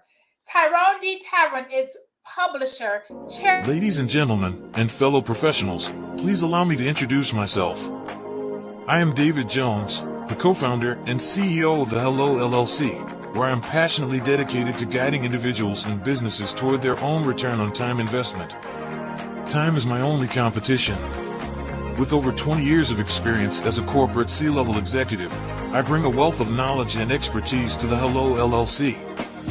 My career journey has been marked by a relentless pursuit of excellence in marketing, strategy, and business management leadership. I have had the privilege of working with renowned Fortune 500 companies such as Xerox, American Airlines, Hilton, and Geico. However, what truly drives me is the transformational work we do at the Hello LLC. We are pioneering a new approach to business in the metaverse, where we empower businesses and individuals to build strong foundations, automate their processes and systems, while thriving in the ever-evolving digital landscape. More than just a 3D digital marketing agency, the Hello LLC is truly a community built on love, kindness, and integrity. We want more for you than from you. As I often say, collaboration is the new competition.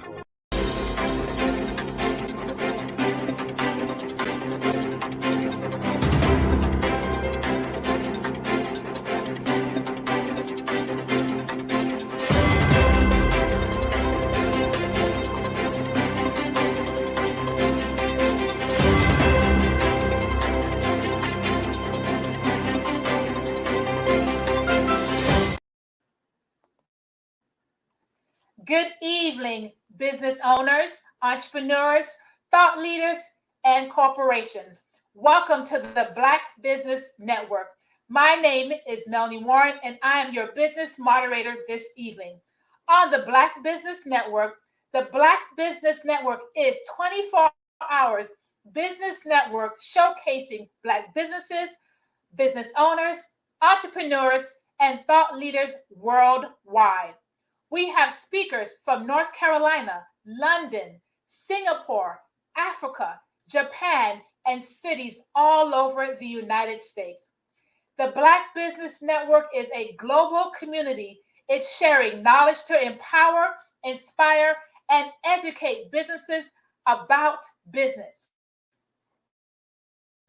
Our next speaker is Tyrone D. Tabern, is publisher, chairman, and CEO of Career Communications Group, CCG, is a minority-owned media service company which connects top technology talent to employers that have the potential to fulfill their careers.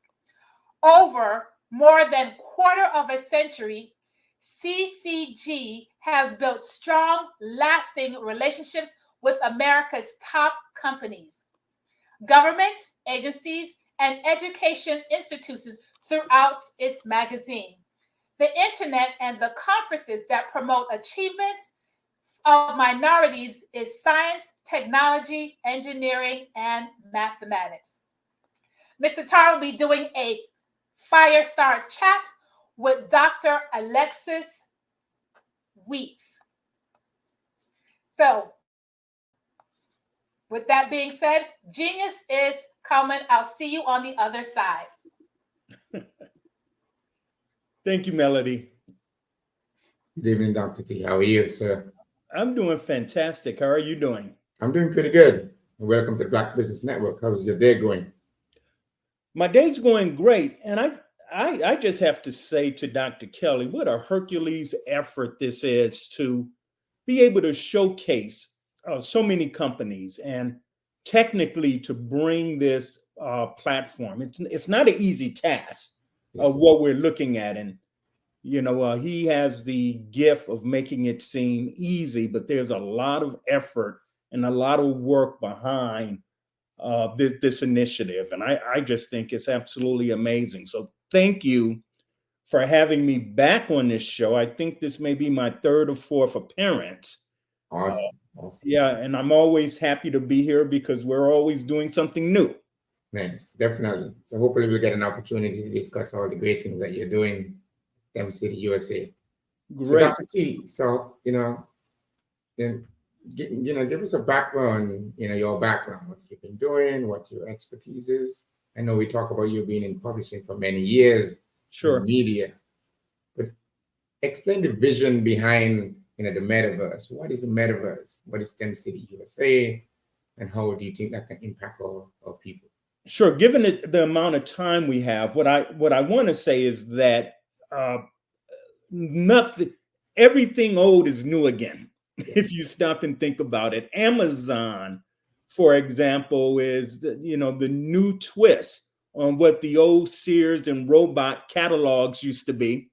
That was shipped out to hundreds of thousands of people, and folks would go through these catalogs and order things, and they would get shipped to their towns. So again, as the human need hasn't really changed. It's still the basic things, food, shelter, safety, all of these things we want. We just simply see new kinds of technologies that deliver a lot of the same basic needs. And that's what the metaverse is. The metaverse ultimately is a trusted community. It's a place where we're able to meet with one another, exchange data. I kind of used a number of ways of qualifying the metaverse. What I say about the metaverse is any place a community can exist that's non-physical. That is largely what a metaverse is. And then we look at what do we mean by that? Well, what we mean by that is that, first of all, a metaverse ultimately sits on a blockchain. And that is a really critical piece, that either it sits on the blockchain or it's capable of being on a blockchain. There's a reason that I say that. A metaverse is again, a community where we're able to exchange data as we are now. We're actually on a metaverse platform. We're on a number of metaverse platforms, but it's a place where we're able to exchange data. A metaverse is a place where you have digital agency or community agency over your digital self or your institutional digital piece. It means that you can go from place to place. If you are in STEM City, looking at this right now, you can actually leave and go over to Tribute Hall and interact there with a whole group of other people. Another major characteristic of a metaverse is the ability to create new content. A lot of us have heard about machine learning. We heard about AI. A metaverse actually creates a carbon copy that you can leave behind. Other words, it's a whole piece of digital learning. When you and I come out of this platform, we've actually created something that was non-existent before we went in. And then the final part that I started off with is that the metaverse is a place where you can own. An open metaverse is a place where you can own or monetize digital assets. That's why the blockchain component is so important. And so even if you look at sitting on the blockchain, things like an NFT are blockchain driven or cryptocurrency. So even if those are integrated, you're getting close to that platform with a metaverse. And because of all of that, that's what creates for us and for business leaders a couple of things. It creates brand new opportunities that were not truly open 5 years ago, because we're in the infancy now of being able to use this technology, even though a lot of it is, it's still relatively young in 10 years, but we're really at the forefront because society has now accepted in many different ways the basis of this technology. So it's kind of ingrained and we do have a clear direction. Excellent. So how would minorities and other underrepresented community be able to take advantage of the opportunity of the metaverse? Well, I was sitting here looking at a lot of those videos and promos that took place. Mm-hmm. And for those of you who are sitting there, I'll just tell you some very basic ones. You can't do this without using skill sets that exist in the real world. So I noticed that this platform is also sitting on Engage VR because I could see the template and I know that that's an Engage VR template. Well, if you're using Engage VR and you're using their templates, you're actually in a virtual reality 3D world. You put on the headsets and you can go in, and even if you don't have the headsets, you're still able to participate in Engage VR. Now, who's designing those templates? Our kids can be designing those templates. I see that you're using one of the templates that Engage VR offers. But if you understood Unity and other game modeling pieces, all those templates can be taken even further and then integrated into the Engage VR world. Now let's take that a step further. And that's a lot of money, by the way, just to be able to have that skill set to offer. But the reality is this: you don't have to stay on Engage VR. Once you create your own templates, those are things that can be used on any virtual reality platform. So that's just one piece. What about script writers who have to be there? Now let's take it even further. There was I noticed Hello LLC. Yes. They're trying to build, from what I can take, virtual malls or 3D based malls, right? So now companies, the major thing that our companies don't have is distribution channels. So the metaverse is able to create multiple distribution channels where you can build not only niche markets, but you can actually build global markets as well. So those are some of the easy parts of what I'm talking about. But now let's move into issues like healthcare distribution. These are all metaverse based programs that can be used. How can a doctor bring his practice online? In addition to having the physical practice, a doc can also have a practice that sits in the metaverse. You know, a lot of our healthcare needs are largely being able to consult with a physician. You know, And I right think we saw a great opportunity for that with COVID, right? The opportunity That's right. for That's physicians right. to be anywhere in the world and see patients. I think that Telemedicine. patient-doctor relationship could be drastically increased with the metaverse application.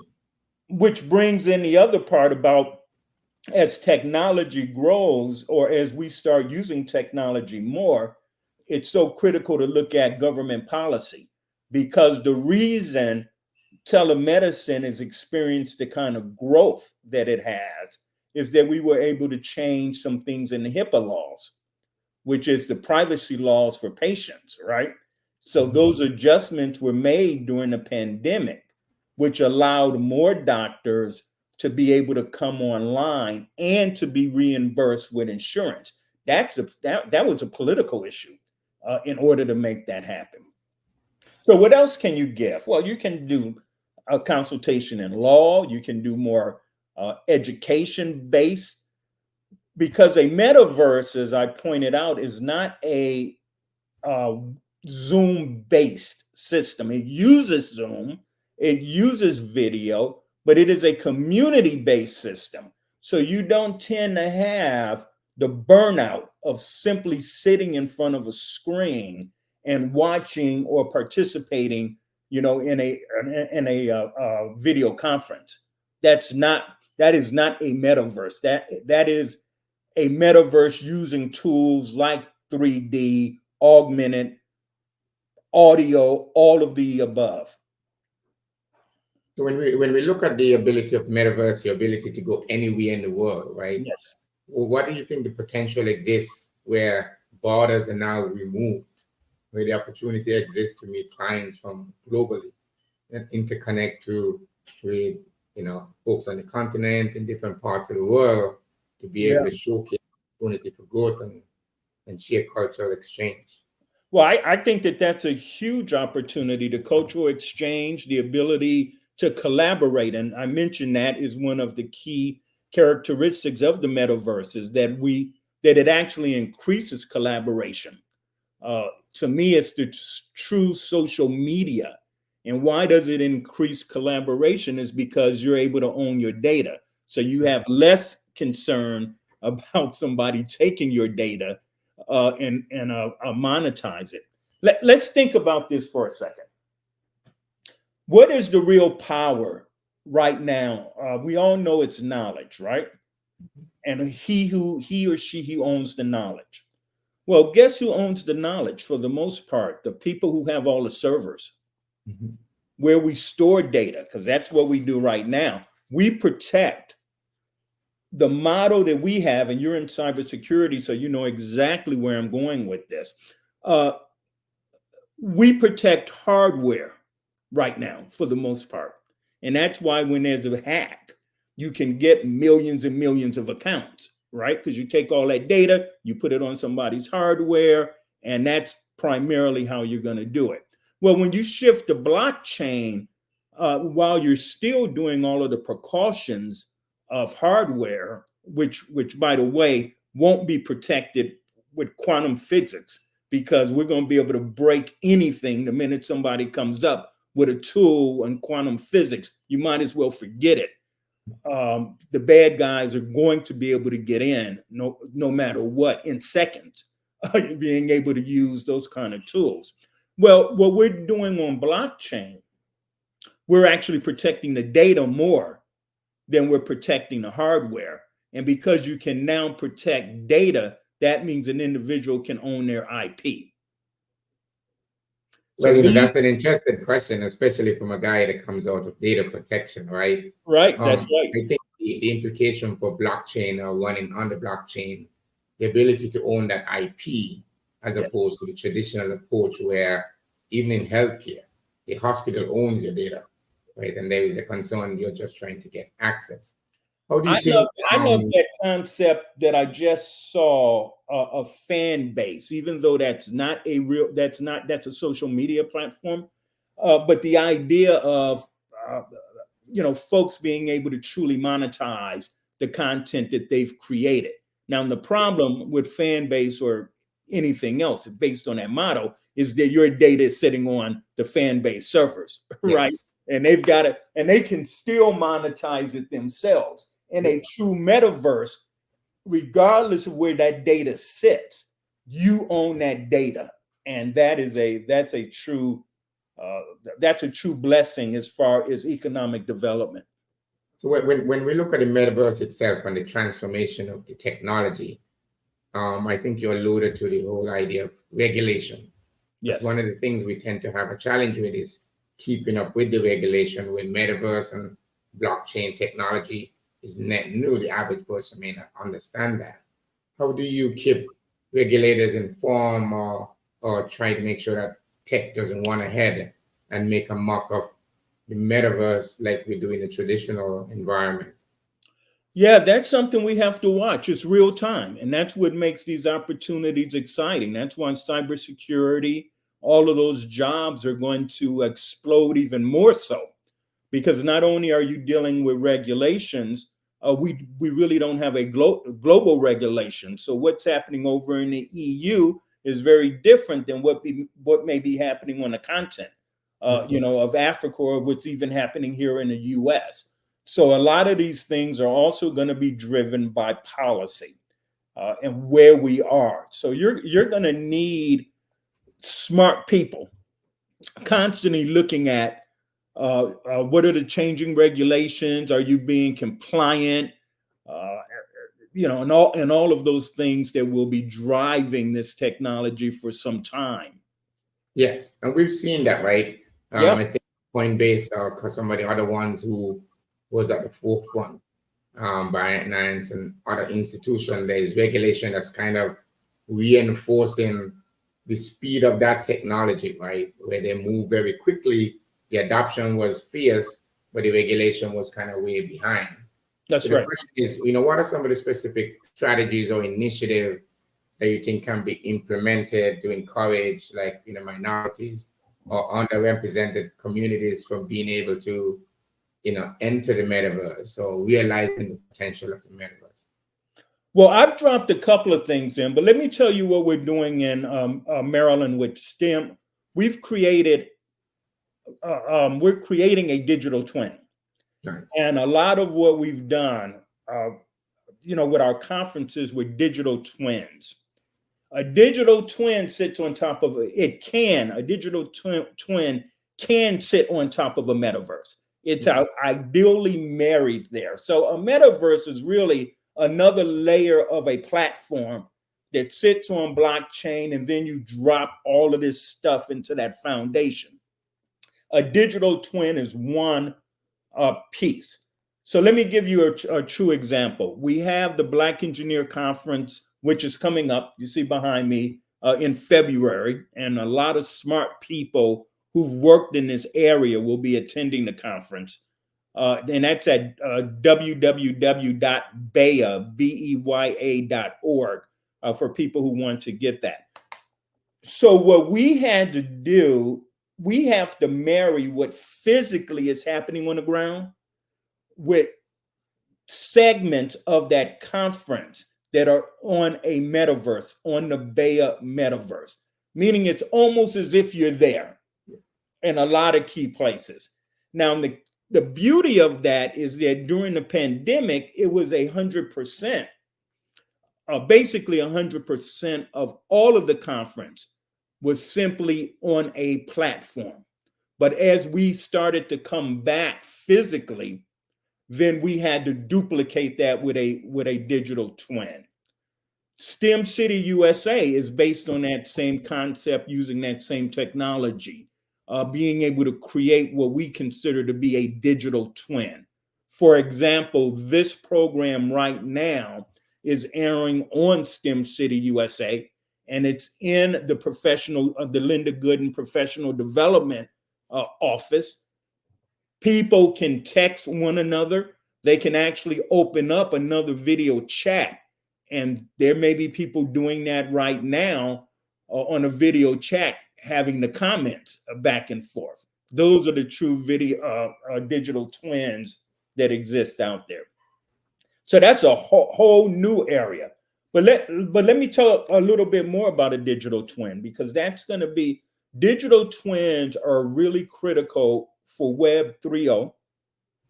And digital twins are critical when we talk about the industrial internet, which is a large part of what Web 3.0 is all about. Because as most people know, the internet was not developed to be such a wide use commercial product. It was really used for the defense industry and the academic industry to exchange information back and forth. That it became such a consumer-driven piece also meant that it sits on an unreliable, untrustworthy foundation. The way it was, browsers are easily broken, right? Yep. So where we're moving with Web 3.0 and the industrial internet is a more secure platform. And that's what the whole world's racing to get there. GE happens to lead a lot of that here in the US. Siemens is doing a lot of that over in Europe. The Chinese have their own initiatives, but ultimately everybody's trying to get to that much more secure area. So think about a digital twin. And as we move more and more toward a secure and reliable and faster internet. In the healthcare area, I can harvest all your data probably today. If I had access to your Facebook history, to your LinkedIn history, right? You've probably put 10 years worth of data that's just sitting there. That's true. Stuff you don't even remember. And then I'm able to access your medical records, right? So I can just take those data sets right now and create an avatar of you and put that avatar in STEM City. I've created a digital twin, right? So now how am I using AI and machine learning from there? Well, I'm your doc. So now I'm gonna use what we call the Internet of Things, and for things that are passive that you don't have to think about. And I'm going to be collecting that information from the moment you wake, 24 hours a day. When you put that watch on, that data in the Internet of Things is sending it to your avatar, right? Yep. When you get on an electric scale in the morning, I'm collecting that information. We're going to build these things into your car. I'm collecting your car data, so I know how fast you're driving and how safe you are. So I have a lot of things that you're doing right now today within the Internet of Things. I can capture that data, bring it to a digital twin. Now I'm able to make in real time. I'm able to monitor your health. I'm able to monitor some of your mental condition, and I can intervene earlier than I would.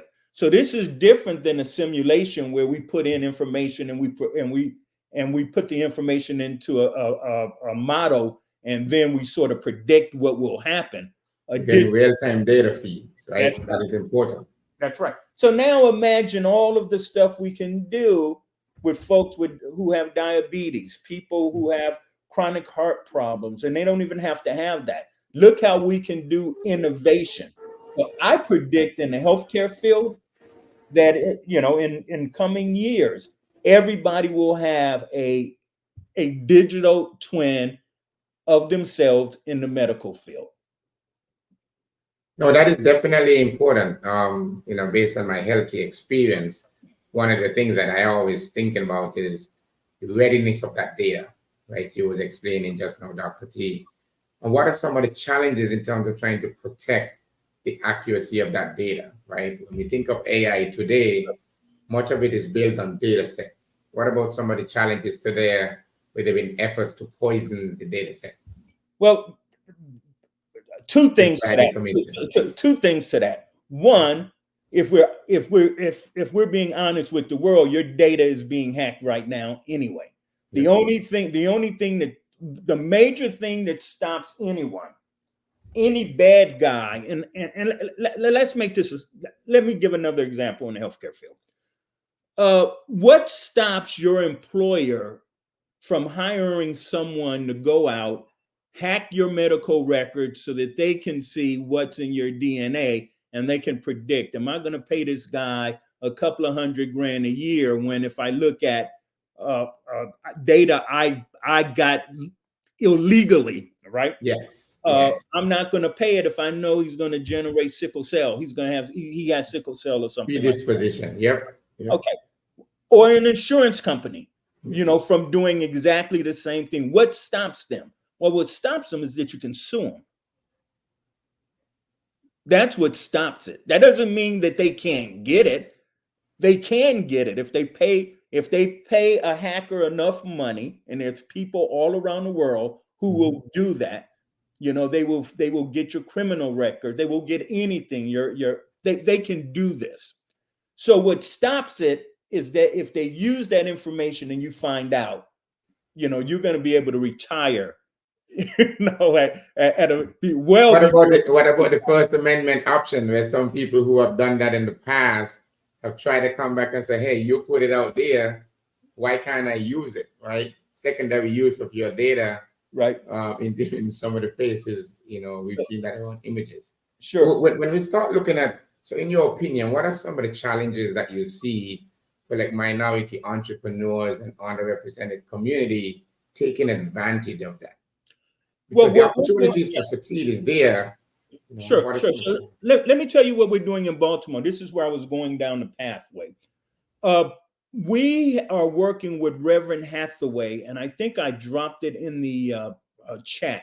We're working with Reverend Hathaway and a brand. We've taken PS 103.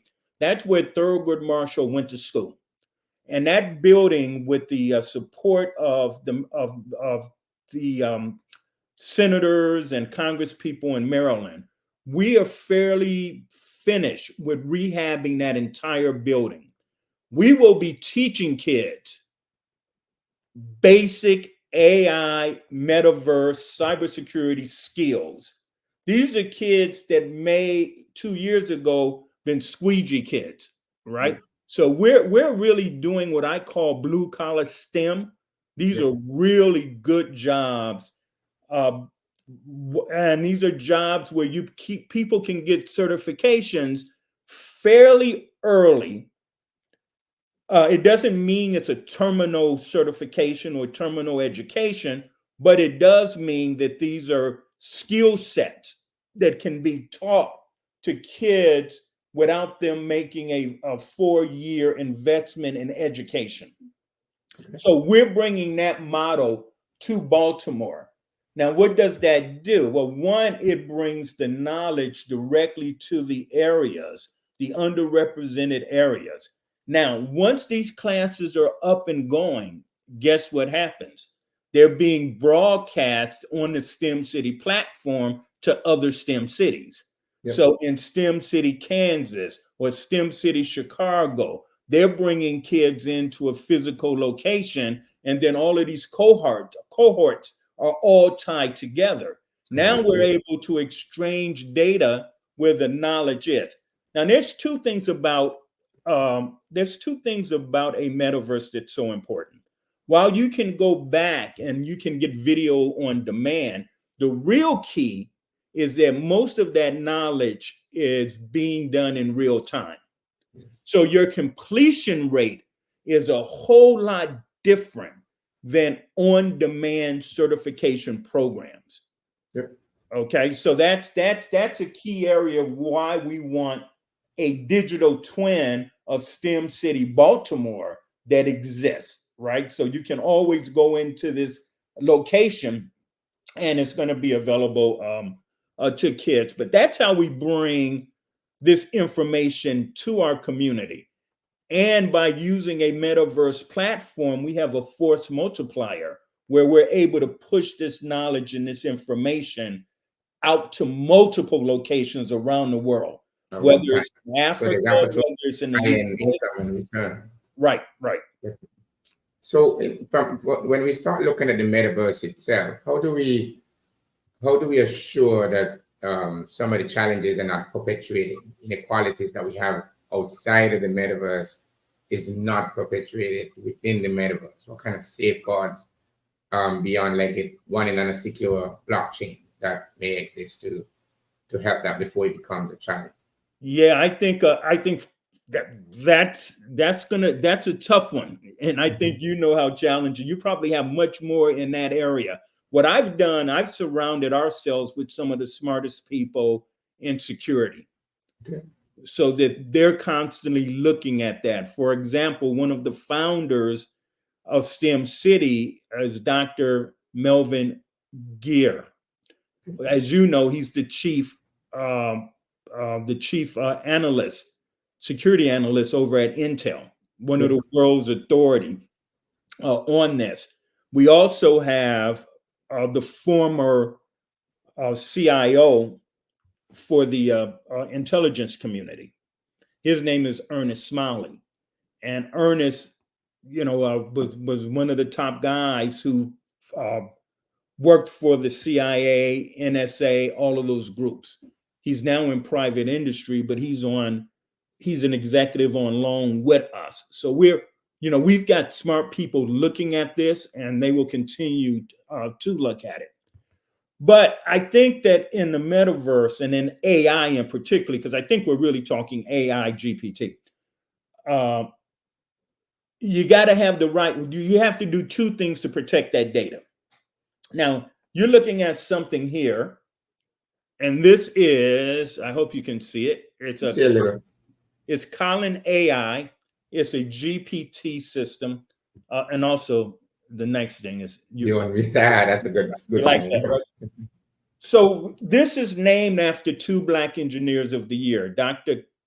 Colin Paris, who won Black Engineer several years ago. He is the chief technical officer for GE, and Linda Gooden, who is who sits on countless Fortune 500 boards and who actually brought the IT division. She made that real for Lockheed, which ultimately went to Leidos and a couple of other people. So she built that business. So this is named after them. What we've done is taken all of the materials that we've produced over almost 50 years. That means the materials from Black Engineer of the Year magazine, Hispanic Engineer magazine, Minorities in Research magazine, all of our magazines, the ones that we still publish and the ones that are no longer here, photos, videos, the nomination packages over the years that people submitted, folks, to get awards at the Black Engineer of the Year Awards, right? All of this data has been trained in a large language model. It's an ongoing process, by the way, but most of it has been digitized. It's in the system. And now when you go to this AI-powered 3D library, our data sets are clean. So you protect the data sets. These data sets, we're not tying them, while there will be an off-ramp at some point, to the regular web, it will be very clear. You're leaving the trusted subscription database, And now you're attempting to tie something in, and we can't protect or tell you that data is going to be good. So now we own, because we produced all of this content. No one in the world has this content that we have. So imagine the use of this stuff. There's going to be some great usages. Let's say that a teacher needs to do a lesson plan for women in avionics, right? She just wants to do something, and she wants it to be Common Core for the 8th grade or for high school, right? That teacher will be able to go in to Colin AI, to our system right now, and make that request and say, I need 5 hours of lesson plans. And I want, not only do I want the lesson plans, I want it to come from the perspective of Black women in AI that are already in your system. And that's powerful. You see, and now you're able to take that content that's GPT generated, right? And you have a lesson plan that's useful, and it doesn't take a teacher a month to write the course description. That teacher's getting that information right away. That's where we are now. Through machine learning, Colin AI just got smarter. Yep. Every question you're asking Colin AI, it gets smarter. Now, so that's the 3D piece. It's done. Okay. I think I dropped the link of a demo video that's not for public distribution, but it's just an internal piece that we've put out. I think it's in chat. Now imagine this. Now you're on the platform like we are now. And Colin AI is listening to everything we're doing. And it's transcribing this information in real time. Amazing. And it's dropping it into a new database, right? Yep. So now we can do now we can ask a different question. We can say, Colin AI, based on some of the things that engineers have done, and what potential company opportunities can I create? And then it can check our database against all of these folks who've appeared here. Yes. And it can come back and say, well, here's a business plan. This is where you should go based on what I've just heard. I know that this person didn't have the technical expertise to understand the tech company from that. So now we've got another trusted database, right? Because if Dr. Kelly says you can have the data, and we put it in the model, but right now, data's protected, but assume that. Here's a final part. We've been doing the same thing with the Afro. So when we give the access to STEM City USA, folks, they agree you can use the data in a positive way. So the Afro's been doing their small business pieces on the platform. No, So that's amazing. It's absolutely no, that's amazing, right? Because that's addressing one of the core challenges of AI today, right? That's right. When everyone thinks of AI, it may be a new thing, but it's not necessarily new because it's been used for years. It's the availability to the average person is what is not new, right? AI, the way we look at it, AI GPT, the way we look at it now. I mean, spell check was AI. Mm-hmm. When you applied for credit online, and the computer came back in 30 seconds and told you whether or not yes or no. That was AI. So AI is not new at all. What's particularly new now is that we can add machine learning and we can add GPT to that. So these are not things that are just predictive, where you're getting a set piece of information, but you're now able, in some cases, to generate brand new content that was not previously there. So AI is kind of thinking, it's neural now, like your brain. Okay, it's not index information. So if you stop and think about it again, when you look at Google and all of these other search engines, they're built originally on indexing of information. AI, the way we look at it, is built on neural. So AI is looking for connections back and forth. Excellent, excellent. So thank you so much for you being on this show. You've given us a wealth of information. We appreciate you so much. So how can people get connected with you? Well, two big things that are happening. STEMcityusa.com. Please drop in and see us on the metaverse. And if you're at all interested in the upcoming Black Engineer of the Year conference, please visit us at beya.org. And I think that's in my chat right there under my name. Yeah, we see it on the screen. Thank you so much, sir, for your time. And with that being said, thank you for giving me the opportunity to serve on this platform. To each and every one, it was a great opportunity. And with that being said, I am Melanie Warren, also known as Teacher Melanie, and you can find me on all my social media platforms at Teacher Melanie. You can find me at teachermelanie.com, and you'll see all my social media platforms. And so I can't wait to see you on the next time where genius is common, and I'll see you on the other side. Thank you so much. Artist to me is a creative expression of something from nothing. You know, it explodes onto the canvas, or it explodes on in my work. One of the things that I try to do more than anything is I try to just give the lines and the movements and emotions and expressions into to what I do. Art really means to me a chance to express how I feel deep down inside.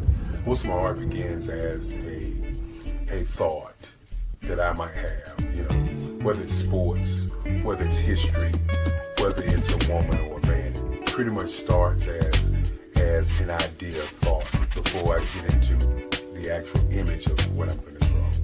I do a lot of historical pieces. I was a history minor in college, and I love to do history pieces. And a lot of times I'm thinking about history, and then I try to make that history impact you as you look at it. That's one of the reasons I do pictures so large. People ask me, why do I do the pictures so big? And I tell them, I want the piece to impact them as they're looking at it, to kind of dominate them, dominate their space. And most of my pieces I try to do off page. I don't try to do anything that's going to be in those four corners or in a square. And I want your imagination to be a part of the piece that you're looking at.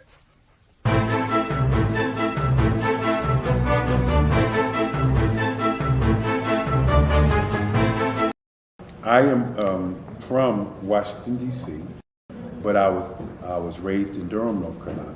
I came to Durham when I was about 5 or 6, and then I traveled back and forth to D.C. because it's where my people are from.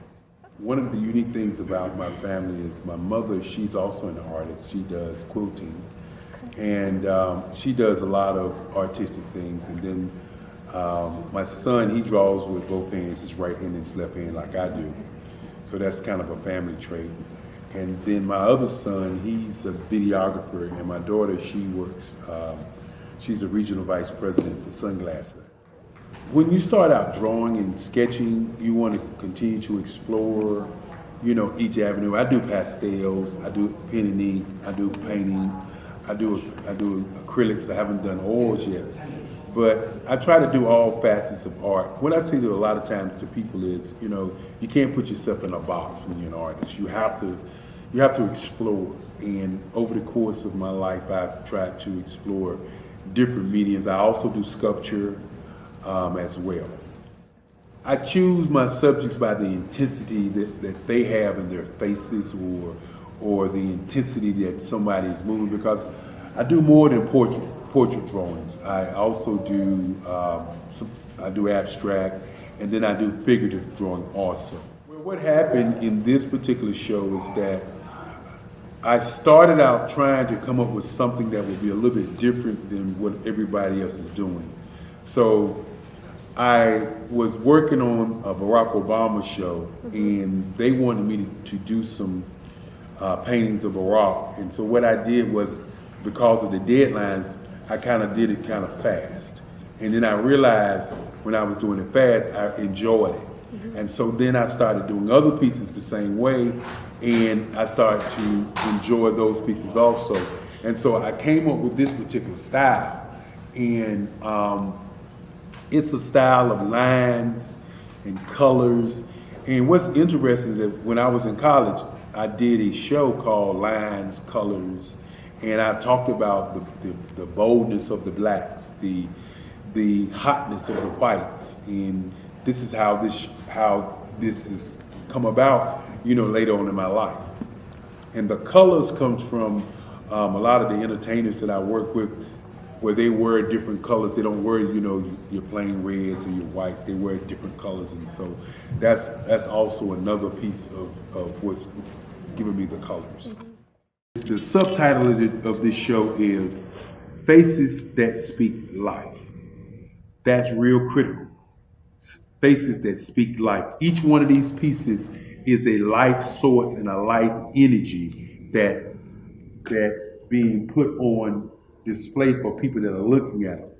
I always say in terms of my art, it's not important that I draw them. It's important what you get out of what I draw. I don't try to just draw it because you like it.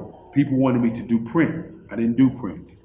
People asked me to do different people, but the people that I choose are people that make a difference in the lives of people in the world. So the human landscape idea was, again, as I said, the lines represent your emotions, it represents your ideas, and it represents your journey as a human being. And that's why you get the different pieces and the different looks.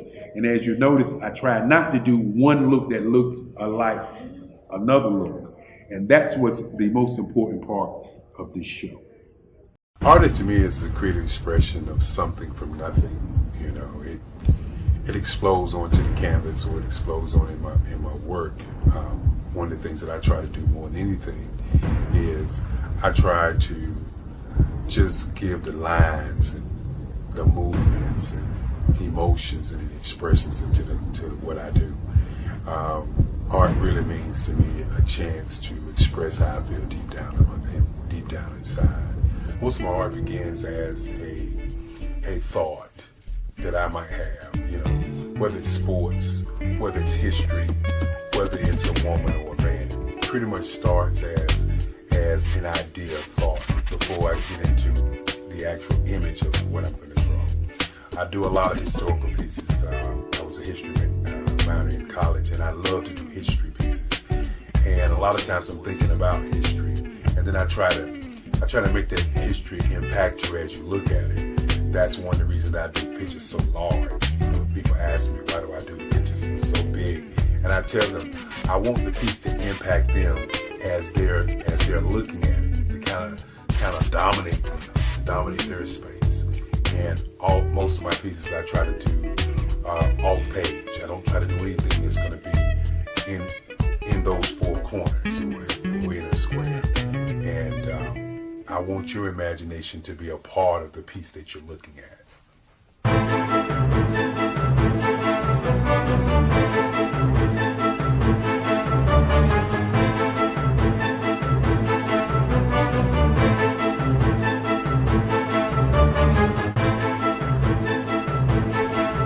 The way I feel when I'm drawing, when I'm creating something, is I feel free.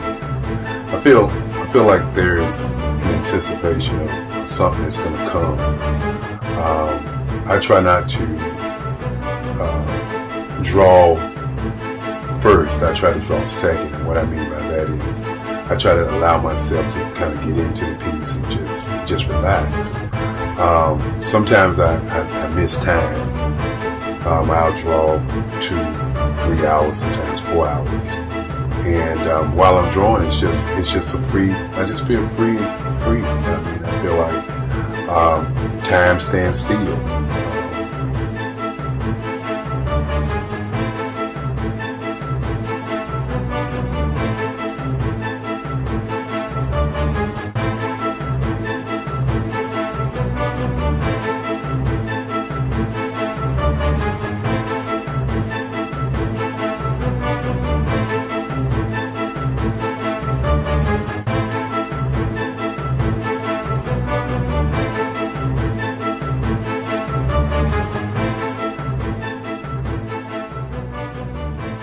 that's what it's all about in terms of the lines and the colors in my work, is to get an expression, to go deeper and past just what you see on the surface, but to go in and try to find an expression that everybody gets a different taste of what that expression is, whether it's anger or whether it's being happy or whether it's being, kind of calm or nonchalant. That expression that people take away from the piece is the most important part of what I do as an artist. Bold is the size of my pieces, where I try to do the piece larger than life, to kind of push forward toward you. And that's what the boldness is all about. It's not so much about the lines, it's about the size.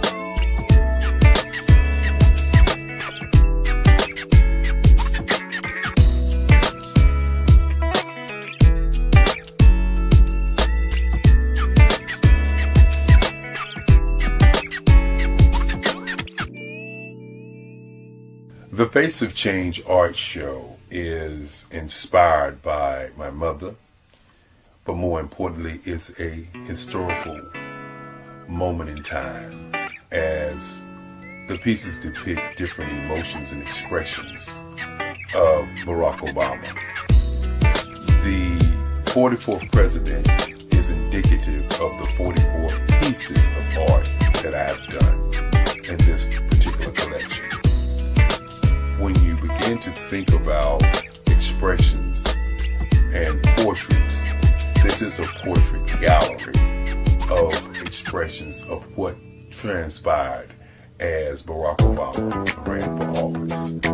Some of the pictures are abstract and some are expressionistic. And I combined both of those forms of art to create this collection of art pieces.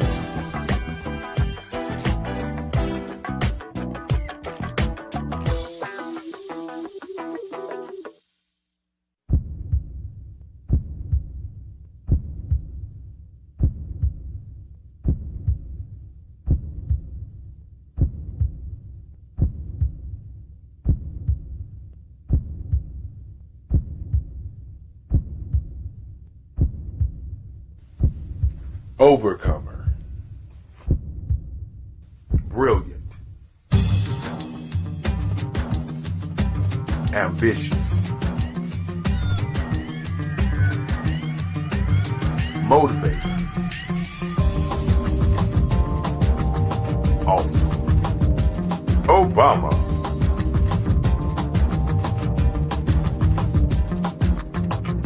Hello, I am Dr. Eric Kelly III, the visionary strategist and founder of the Black Business Olympics. I invite you to showcase your Black-owned businesses on the Black Business Network global stage. The Black Business Olympics is a global Black Business Network platform that propels Black-owned businesses into the international spotlight. By showcasing your business on the Black Business Olympics platform, you can reach a worldwide audience of potential customers, partners, and investors. You can also establish yourself as a thought leader and expert in your field, attract lucrative partnerships, and more speaking engagements. In addition, the Black Business Olympics platform provides a valuable opportunity to connect and collaborate with like-minded entrepreneurs and business professionals from around the world. This can lead to new business opportunities, ideas, and relationships.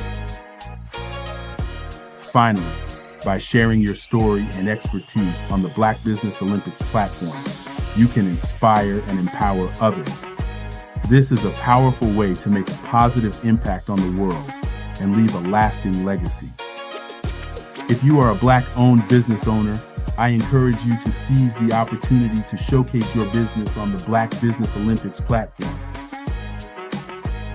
It is a once-in-a-lifetime opportunity to make an indelible mark on the world. Be one of the 1,000 visionary entrepreneurs who are changing students' lives, shaping industries, and leaving an unforgettable legacy for their families. Unleash your voice on our global stage and watch your business thrive. Black Business Olympics is one of the largest black business showcases in the history of black business in the world. Yes, the entire world. Just give me a call today at 919-308-9090.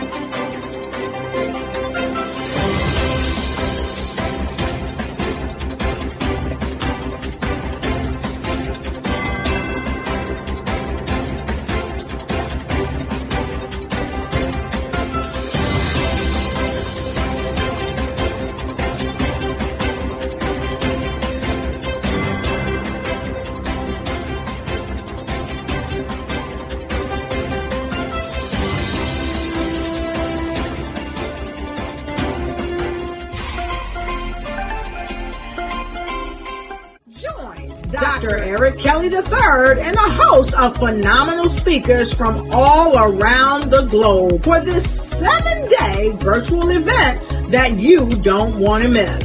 The mission of the Black Business Expo is to raise scholarship money from kids all the way from high school, all the way from college. The Black Business Olympics is one of the largest black business showcases in the world. It is an opportunity for businesses and companies to showcase their businesses globally. We are going to be giving away laptops up to $5,000 away to students. Again, I'm Olivia Appleberry, the founder of 2 Cents Finance and one of the speakers for the expo. I am so excited to see you there. For more info, go to www.blackbusinessexpousa.com or call 919-308-9090 and hope to see you there. I am Black Business. From the moment I wake until the time I sleep. Yes, I am Black Business. I am Black Business. Tell me, are you Black Business? I am Black Business. Do you support black businesses? Listen, I support black business because I am black business. Black Business Expo, one of the largest business showcases in the history of black business in the world. The world! Sign up today at www.blackbusinessexpousa.com or call 919-308-9090. I am Black Business. I am Black Business. From the moment I wake until the time I sleep, I am Black Business. I am Black Business. Are you Black Business? I am Black Business. Do you support black businesses? I support black business because I am black business. Black Business Expo, one of the largest business showcases in the history of Black America in North Carolina. Join Dr. Eric Kelly III and a host of phenomenal speakers from all around the globe for this 7-day virtual event that you don't want to miss. The mission of the Black Business Expo is to raise scholarship money from kids all the way from high school, all the way from college. The Black Business Olympics is one of the largest black business showcases in the world. It is an opportunity for businesses and companies to showcase their businesses globally. We are going to be giving away laptops up to $5,000 away to students. Again, I'm Olivia Appleberry, the founder of 2 Cents Finance and one of the speakers for the expo. I am so excited to see you there. For more info, go to www.blackbusinessexpousa.com or call 919-308-9090 and hope to see you there. I am Black Business. From the moment I wake until the time I sleep. Yes, I am Black Business. I am Black Business. Tell me, are you Black Business? I am Black Business. Do you support Black businesses? Listen, I support Black business because I am Black Business. Black Business Expo, one of the largest business showcases in the history of Black business in the world.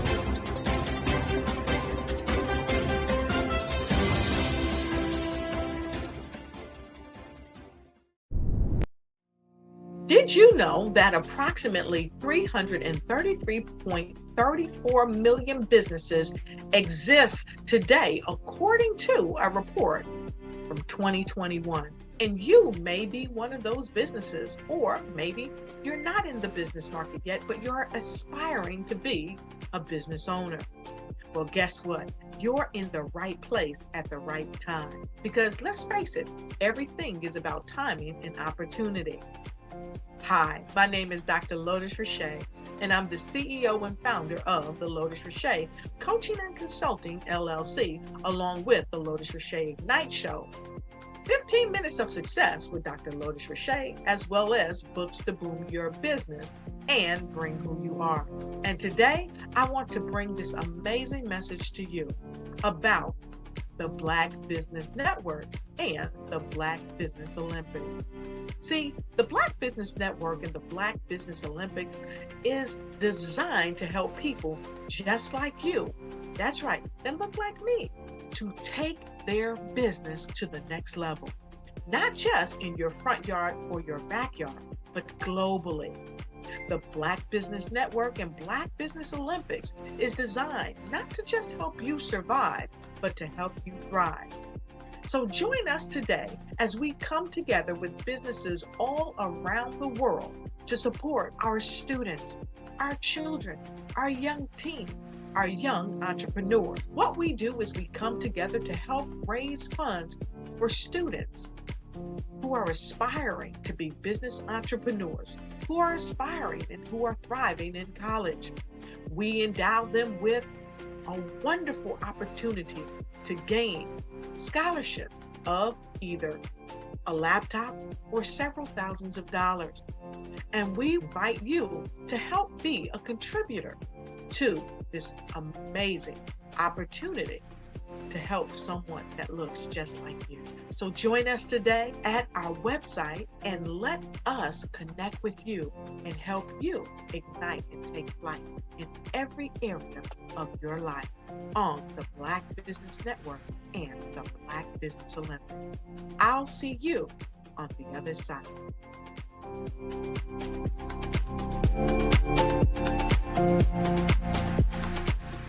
The Black Business Expo's mission is to raise funds for high school seniors going to college or K-12 entrepreneurs.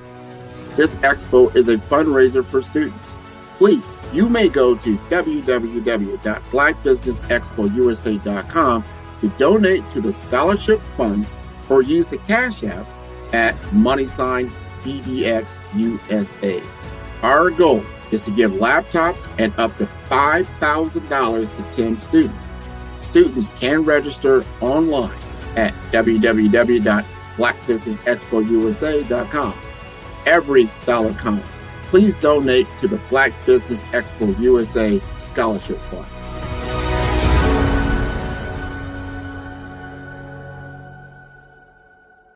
Follow the Brand TV broadcast host, Grant McGaw, as he visits with top executives and entrepreneurs to find out their secrets of success with their personal brand. Follow the Brand TV broadcast host as he focuses on brand development to build better relationships, bring value to your business, relationships, and career. You will enjoy listening to each episode that is tailored to speak to you directly. If you're looking for this type of clarity in terms of building your brand, you have tuned into the right station.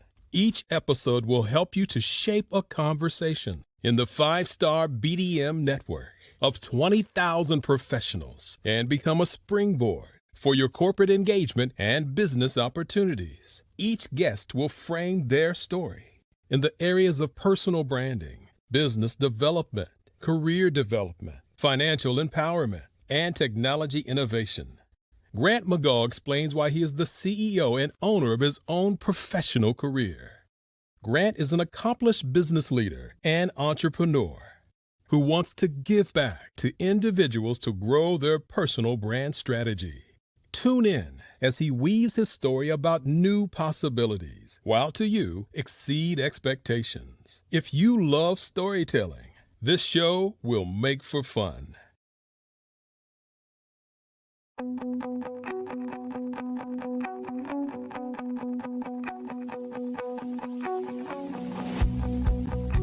I am Black Business.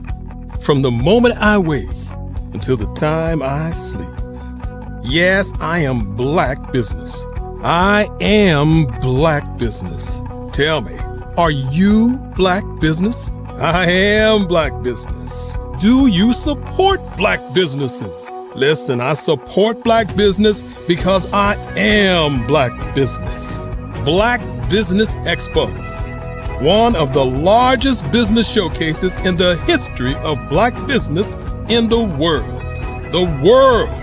Sign up today at www.blackbusinessexpousa.com or call 919-308-9090.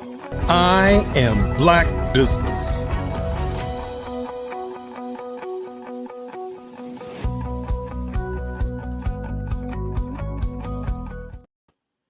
Good evening, business owners, entrepreneurs, thought leaders, and corporations, and welcome to the Black Business Network.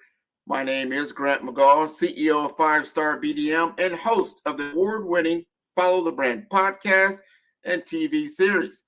I'm your business moderator for the conclusion of the Black Business Olympics in November 2023. The Black Business Network is a 24-hour business network showcasing Black businesses, business owners, entrepreneurs, and thought leaders worldwide. We have speakers from North Carolina, London, Singapore, Africa, Japan, and cities all over the United States. The Black Business Network is a global community sharing its business knowledge to empower, inspire, and educate businesses about business. It is with great honor and immense privilege that I introduce you a visionary whose work transcends the boundaries of time and culture, Dr. Eric Kelly III. As one of the preeminent African-American artists of the last 3 decades, Dr. Kelly has not only carved a niche in the world of art, but has also been a beacon of inspiration and change. Dr. Kelly's journey in the arts is a testament to the power of creativity and resilience. His work, a harmonious blend of the abstract and the expressionist. He invites us to explore the depths of human experience and the complexities of our society. His unique perspective on the intersection of images and the nation state, as well as the interplay between art and humanity, challenges us to see the world through a lens of empathy and understanding. His remarkable ability to capture historical moments through his art provides us with a visual narrative that speaks volumes about our past, present, and future. Each stroke of his brush, each line of his drawing tells a story that resonates with the depths of our souls. Dr. Kelly's art is not just a display of skill and talent. It is a conversation with history, a dialogue with our collective consciousness. Furthermore, Dr. Kelly's contributions extend beyond the canvas. As the founder of the Black Business Olympics, he has created a platform that uplifts and empowers fostering a community where diversity, innovation, and excellence are celebrated. His vision and leadership have paved the way for a brighter, more inclusive future. Tonight, as Dr. Kelly shares his insights and experiences, let us open our hearts and minds to the lessons he has to impart. Let us immerse ourselves in the wisdom of a man who has dedicated his life to exploring the depths of artistic expression and the heights of human potential. Ladies and gentlemen, please join me in welcoming a true maestro of the arts, a catalyst for change, and a guiding light for generations to come, Dr. Eric Kelly III. All I can say, who is that guy? Grant, who is that guy? I don't know who he is, but I want to sign him up. Can I sign him up to work with us? Because I know that guy really can make it happen for the masses. It sounds like, he's a tireless worker. It sounds like he's painting late at night and he's doing business during the day, and he still has time for family. I tell you, Grant, thank you for that introduction. Absolutely. That's all that you do. That's all that you do. Thank you, Dr. Eric Kelly III. And Grant, I understand that you won a great award this year before I start. And people always say, Dr. Kelly, you're always talking about other people, not yourself. Well, it's not always about me. It's more about the community. What was that award you just won? I won the award for Podcast of the Year in the personal branding space in the world. That was pretty awesome. And of course, as we say, genius is common, and I will see you on the other side. Good evening. Good evening. Good evening. I want to start by saying that thank you to all of the speakers. But before I begin with thank you, I want to say to each and every speaker who has been on this platform, I want to say I am grateful for your sharing an hour of your existence on the planet to the Black Business Olympics. For many of you who have been on this journey, you have seen this journey start in 2020 with 1 month. And we had 145 speakers to speak then. The second month, we had another 145 speakers to speak, and we did it quarterly the second year. So that's 5 that we've done.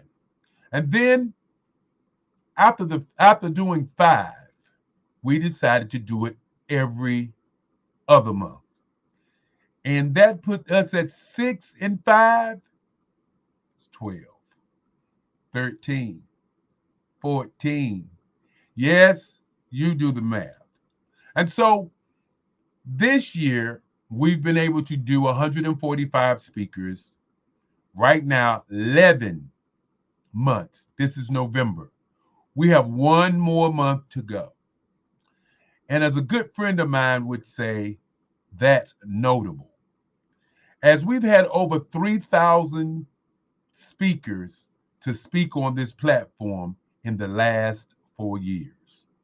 And you have to, first of all, ask yourself, why did they come? Why did they speak? Well, Black businesses for many years have been underrepresented. They have been pushed aside and looked at as if they do not exist. Now, the reason that we do the Black Business Olympics is to raise scholarships for kids, to give laptop computers to kids, but more importantly, we understand that on the planet right now, the average age for young people, or better yet, the average age for people is 27 years old in North America. Then in Africa, it's 14. In Europe, it's 28. In Brazil or in South America, it's 29. and Australia is 27. So we understand that the future of tomorrow is our young minds and our young entrepreneurs. Now, in the Black community, there's an alarming rate of suicide. And one of the things that I've thought about the suicide rate, I began to try to figure out why. And in my estimation, or as I always say, as I submit, if you don't value your value, then your value will not be valuable. And so the Black Business Expo, the Black Business Olympics is taking the position to show our young people how to build a business, how to understand what business owners go through, and more importantly, how they can see a better life for themselves.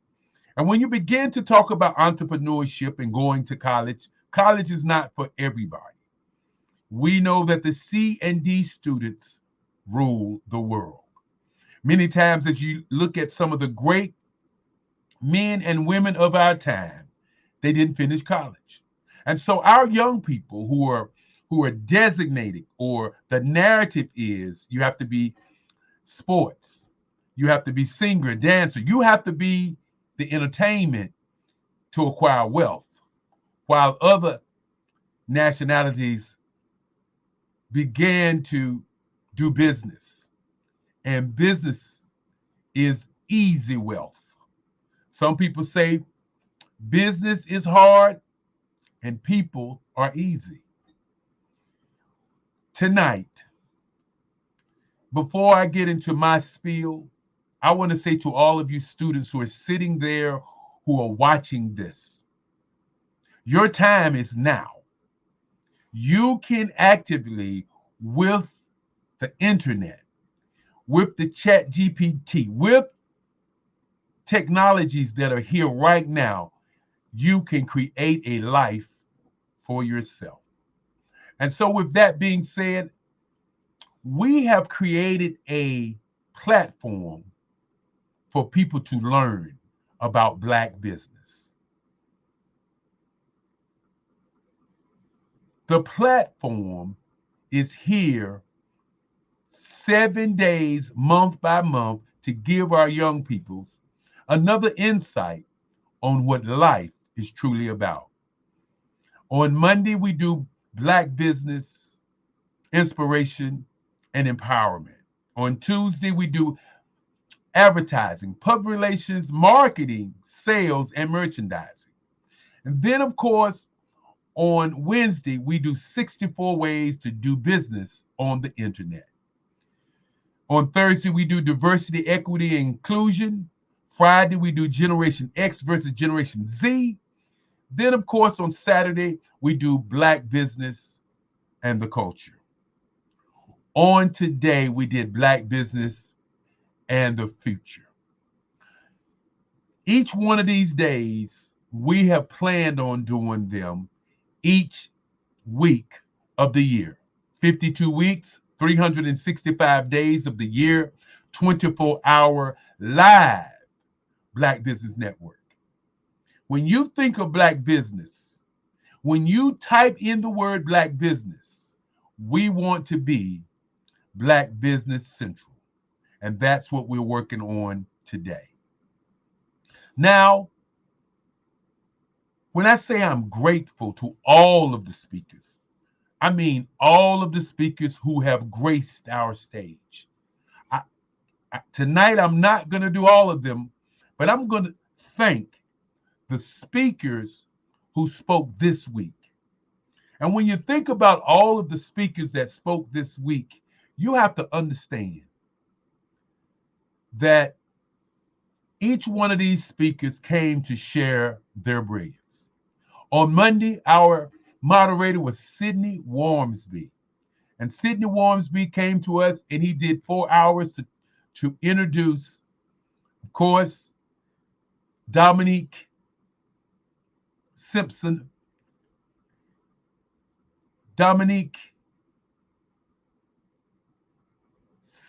Milton of the Carolina, Virginia's minority Supplier and Development Council. Then, of course, we had Marsha Jews, Tanya T. Wise, Coach Kimberly Williams, who talked about emotional intelligence. And then we had a great artist by the name of Anson Butler.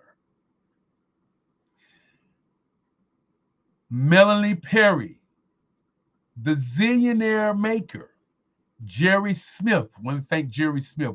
Want to thank Carl McIver. Want to thank, of course, Cleo Michael. And of course, our next moderator was Dr. Tabitha Russell, followed by David Jones. Angela Baptiste, want to thank her. And of course, we want to thank Denise Spiller. On Tuesday, our moderator was none other than the great, as I always call her, the great Coach Kimberly Williams. And of course, at 8 o'clock for PR, branding, advertising, and marketing, we had Alan Thornton of 40 Acres Conference, a great conference down in Texas. Then we had Arbor Cooper, who talked about her new book, Not Arbitrary. And then we have Renata Brown, who has instituted a new innovative marketing of a new idea, Our Place. Go to her website, go to check out Renata of Dreamspire TV. Then, of course, after her, we had Curtis B. Charles. Curtis B. Charles, Tracy McDuffie, Christopher Cooney, and Dr. Tabitha Russell, just to name a few. Then, of course, Grant McGall and Ian, let me get it right, McHale, along with the beautiful Melanie Warren. Now, Kevin Hooks came in and he was the moderator for the following day. And as we begin to think about our moderators for the next day, we also have to talk about the moderator who really brought it home for us. And that was Cordelia Gaffar. Dr. Tammy Francis, then John Riley. And I want to move kind of rapidly. Dr. Barbara Wright, the millionaire, the million dollar, not the millionaire, but the $1 million grant writer, certified dream builder. Then Remy Jules came in and he spoke very highly with Sharon Thicklin from the Black Wall Street Nation. Then, of course, Carrie Willis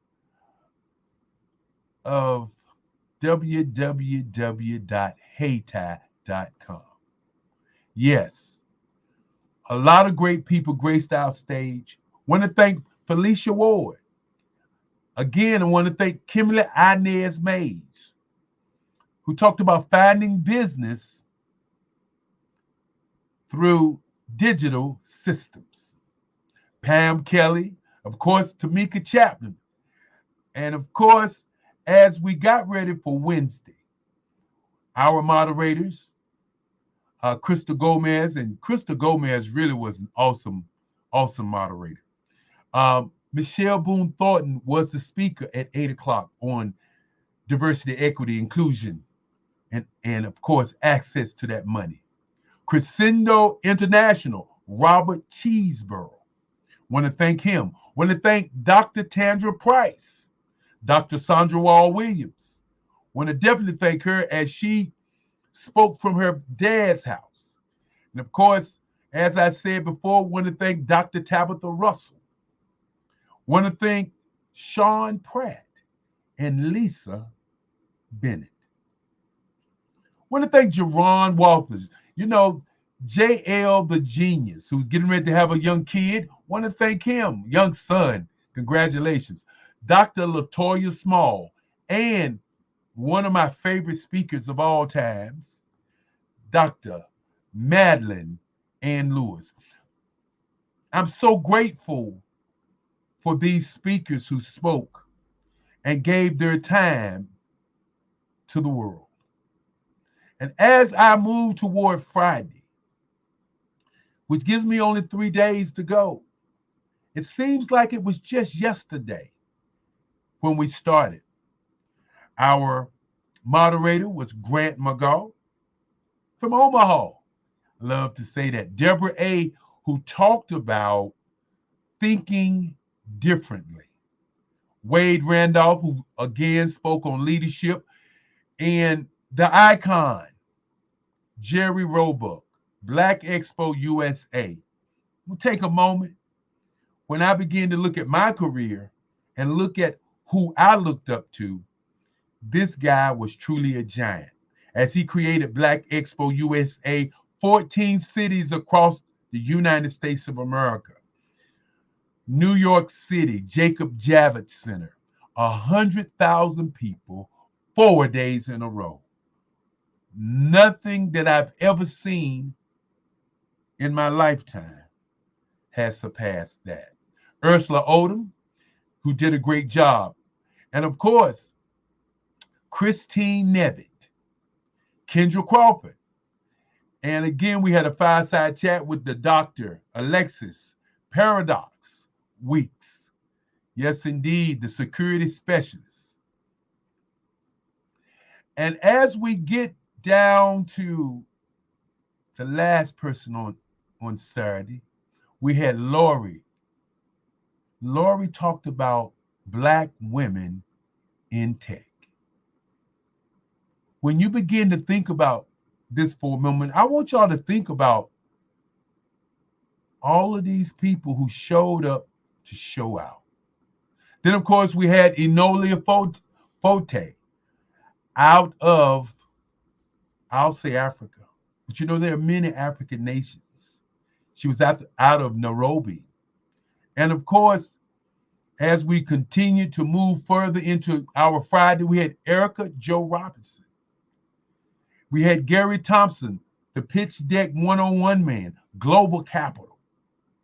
And of course, as we move, we had Margaret Grant Miller. We had the good Dr. Gerald Hightower, who was one of our moderators and did an outstanding job. Damon Kinsley, who was a fireside chat with, and also we had a young lady who had been with us for a while by the name of Camille Jones. Want to thank Cassandra Terry. And I know many times people wonder, they say, Dr. Kelly, why do you thank all these people? I thank them because I'm grateful for what they're doing. And then, of course, we had Brian Smart.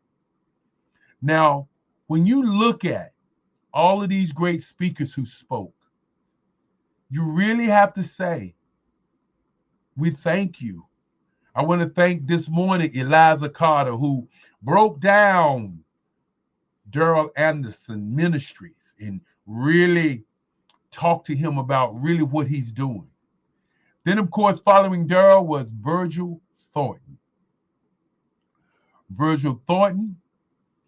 And then, of course, the Black Wall Street. Oh, those guys were just awesome. Followed by Tyrone Poole, Helen Joseph, Essence Yarborough, Brian Thornwell, Adolph Brown, Tyrone Poole, Jessica Williams, and then finally, me. Now, that was the speakers, and that was the moderators and the anchors. But I must thank the anchor. I must thank the people who really dug in and really made it happen. The first person I want to thank is my mama, my mother, my mama, my mother.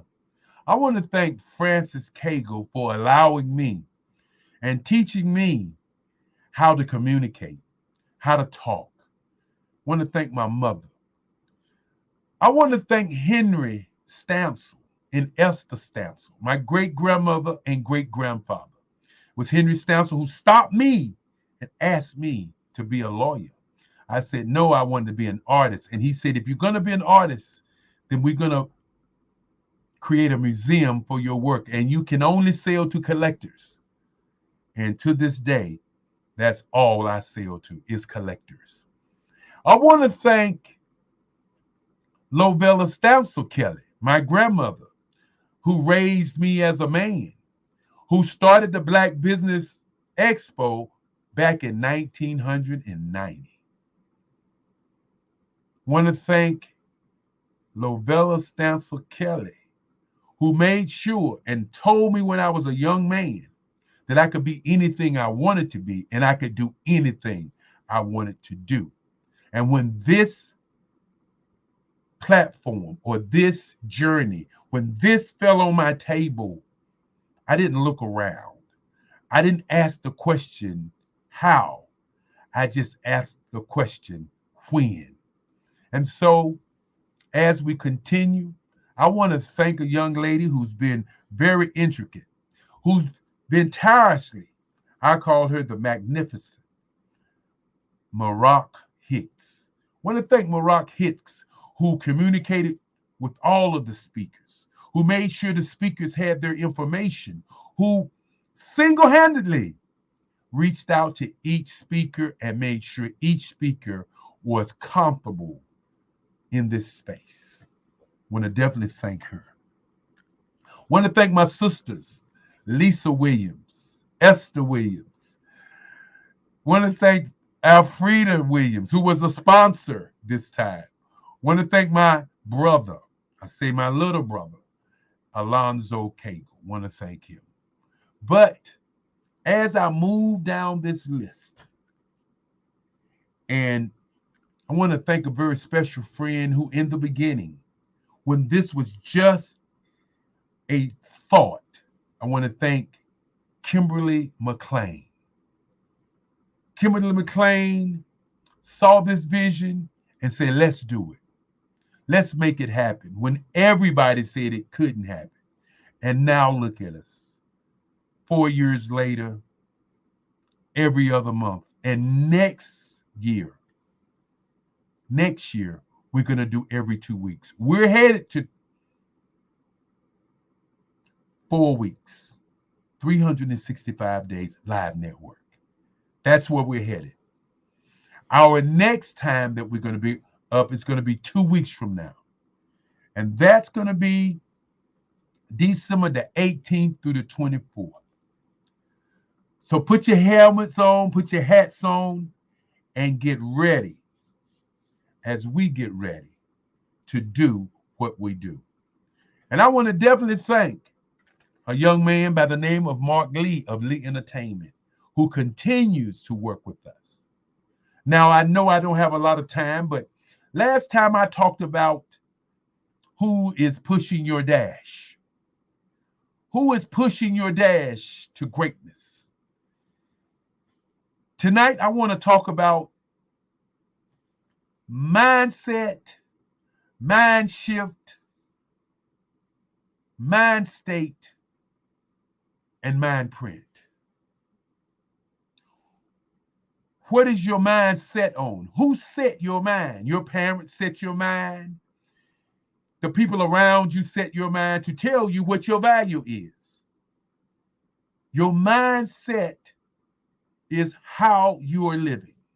It's how you're appreciating the things that you're getting. But I want you to look at your mind state. And your mind state is what you think that you want to get as a business owner. What is your mind state? Your mindset was set from 5 years old to your adulthood. Your mind state is, how do you think about it now? Did you or are you still living in the same state of mind that you were living in when your mind was set to think about what you're thinking about? So as I talk about your mind state, as I begin to look at your mindset, you have to have a mind shift. And what a mind shift is when your mind is open to listen to the why you exist on this planet. That mind shift must happen not because you want it to happen, because it should happen because it's important so that you can reap the benefits of your labor. Many times when we look at our mind and we look at our mind shift, we don't think about what's really on our mind. And so that brings me to what I want to talk about tonight, which is, what is your mind print as a Black business owner? Now, your mind print comes in several different colors. I'm an artist, and so I think in colors. And so the mind print comes in different colors. The first part of your mind print that affects your mind state, your mindset, and your mind shift is your subconscious mind. Your subconscious mind does not have a filter. Your subconscious mind is like a genie. You remember the Aladdin's, and with the genie, he opened up the Aladdin's lamp, and the genie came out, and the genie say, "Your wish is my command." That's what your subconscious mind is all about.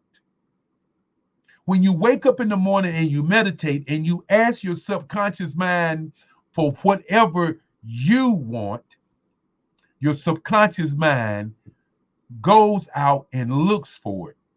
Your subconscious mind is like energy and frequency.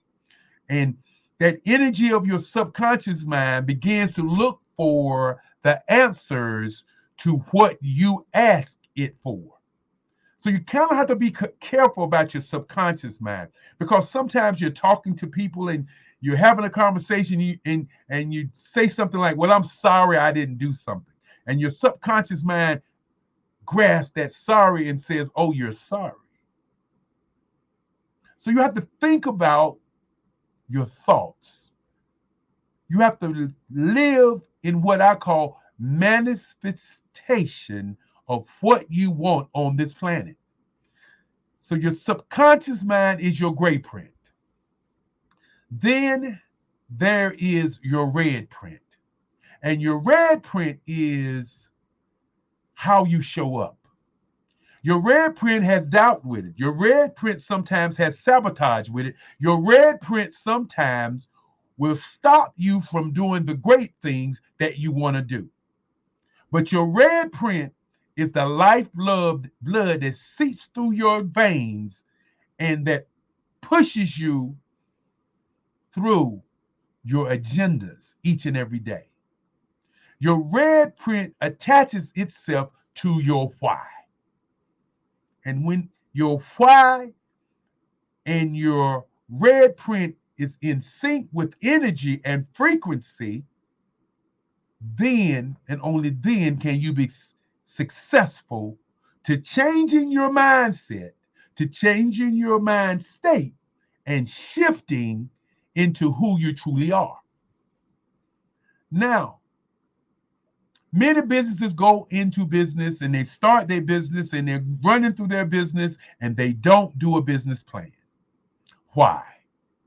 It is because many times you don't look at your blueprint. And your blueprint is, what is your industry standard? This is why your mindset is very important. If in fact you say you are a counselor and you're charging, think for a moment, $80. And $80 is probably, or shouldn't say probably, is the lowest that a counselor would be charging. But if you spend 10 years or 20 years in your field, why are you charging $80? That is a mind shift. That is your mindset.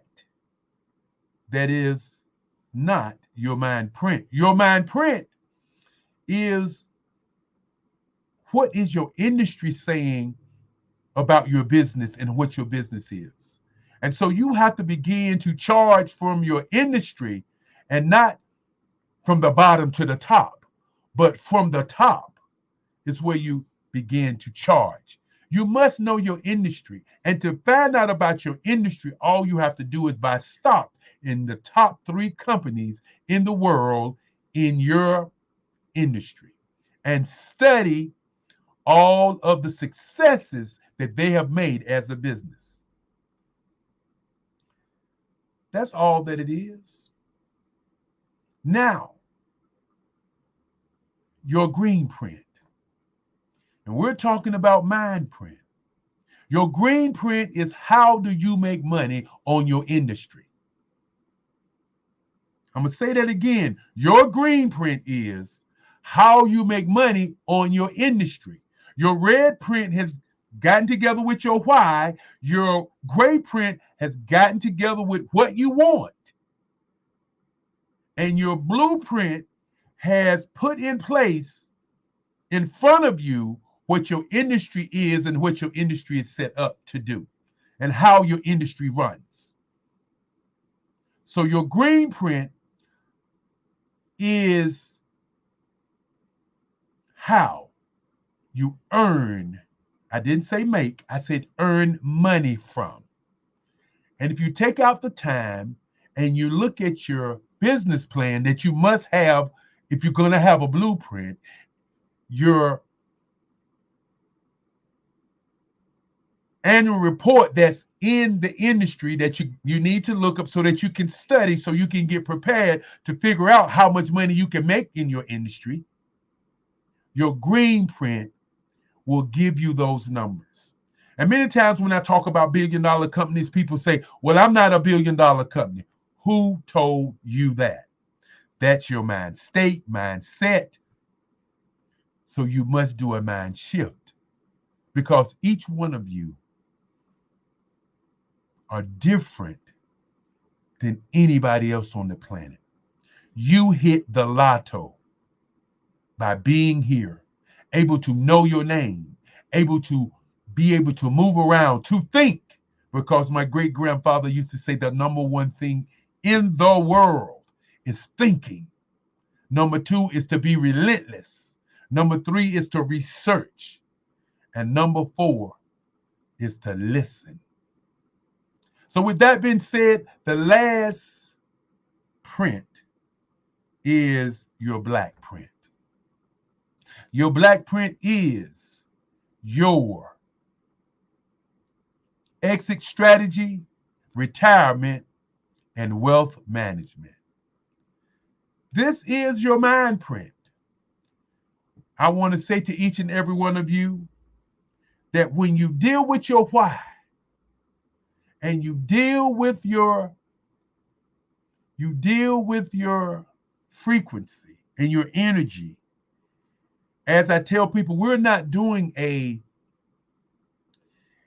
game that's only a finite game where it's final. We are actually doing a game that is actually infinite. So it changes each month, each day, each week, and each hour. But your blueprint, your green print, your black print, and your red print, and your gray print are so valuable as you look at what I call your skill set. So what is your skill set? What are you put here to do? I am here to connect you with the world. That's why I do it. And with that being said, I'd like to bring back the great one. Yes, indeed, McGaw from Omaha. Grant, I know time is running down, so I had to come on back. Thank you so very much for being here and being a part of this journey. And this journey is moving toward completion. Nice. Especially for 2020. We're going to really have a great show in December. I welcome everyone to come back. This is going to be a wonderful, wonderful time. Thank you again for all that you do for the Black Business Network, the Olympics, and the Expo. Thank you, Dr. Kelly III. And again, as we say, let's say it together. Genius is common, and I'll see you on the other side.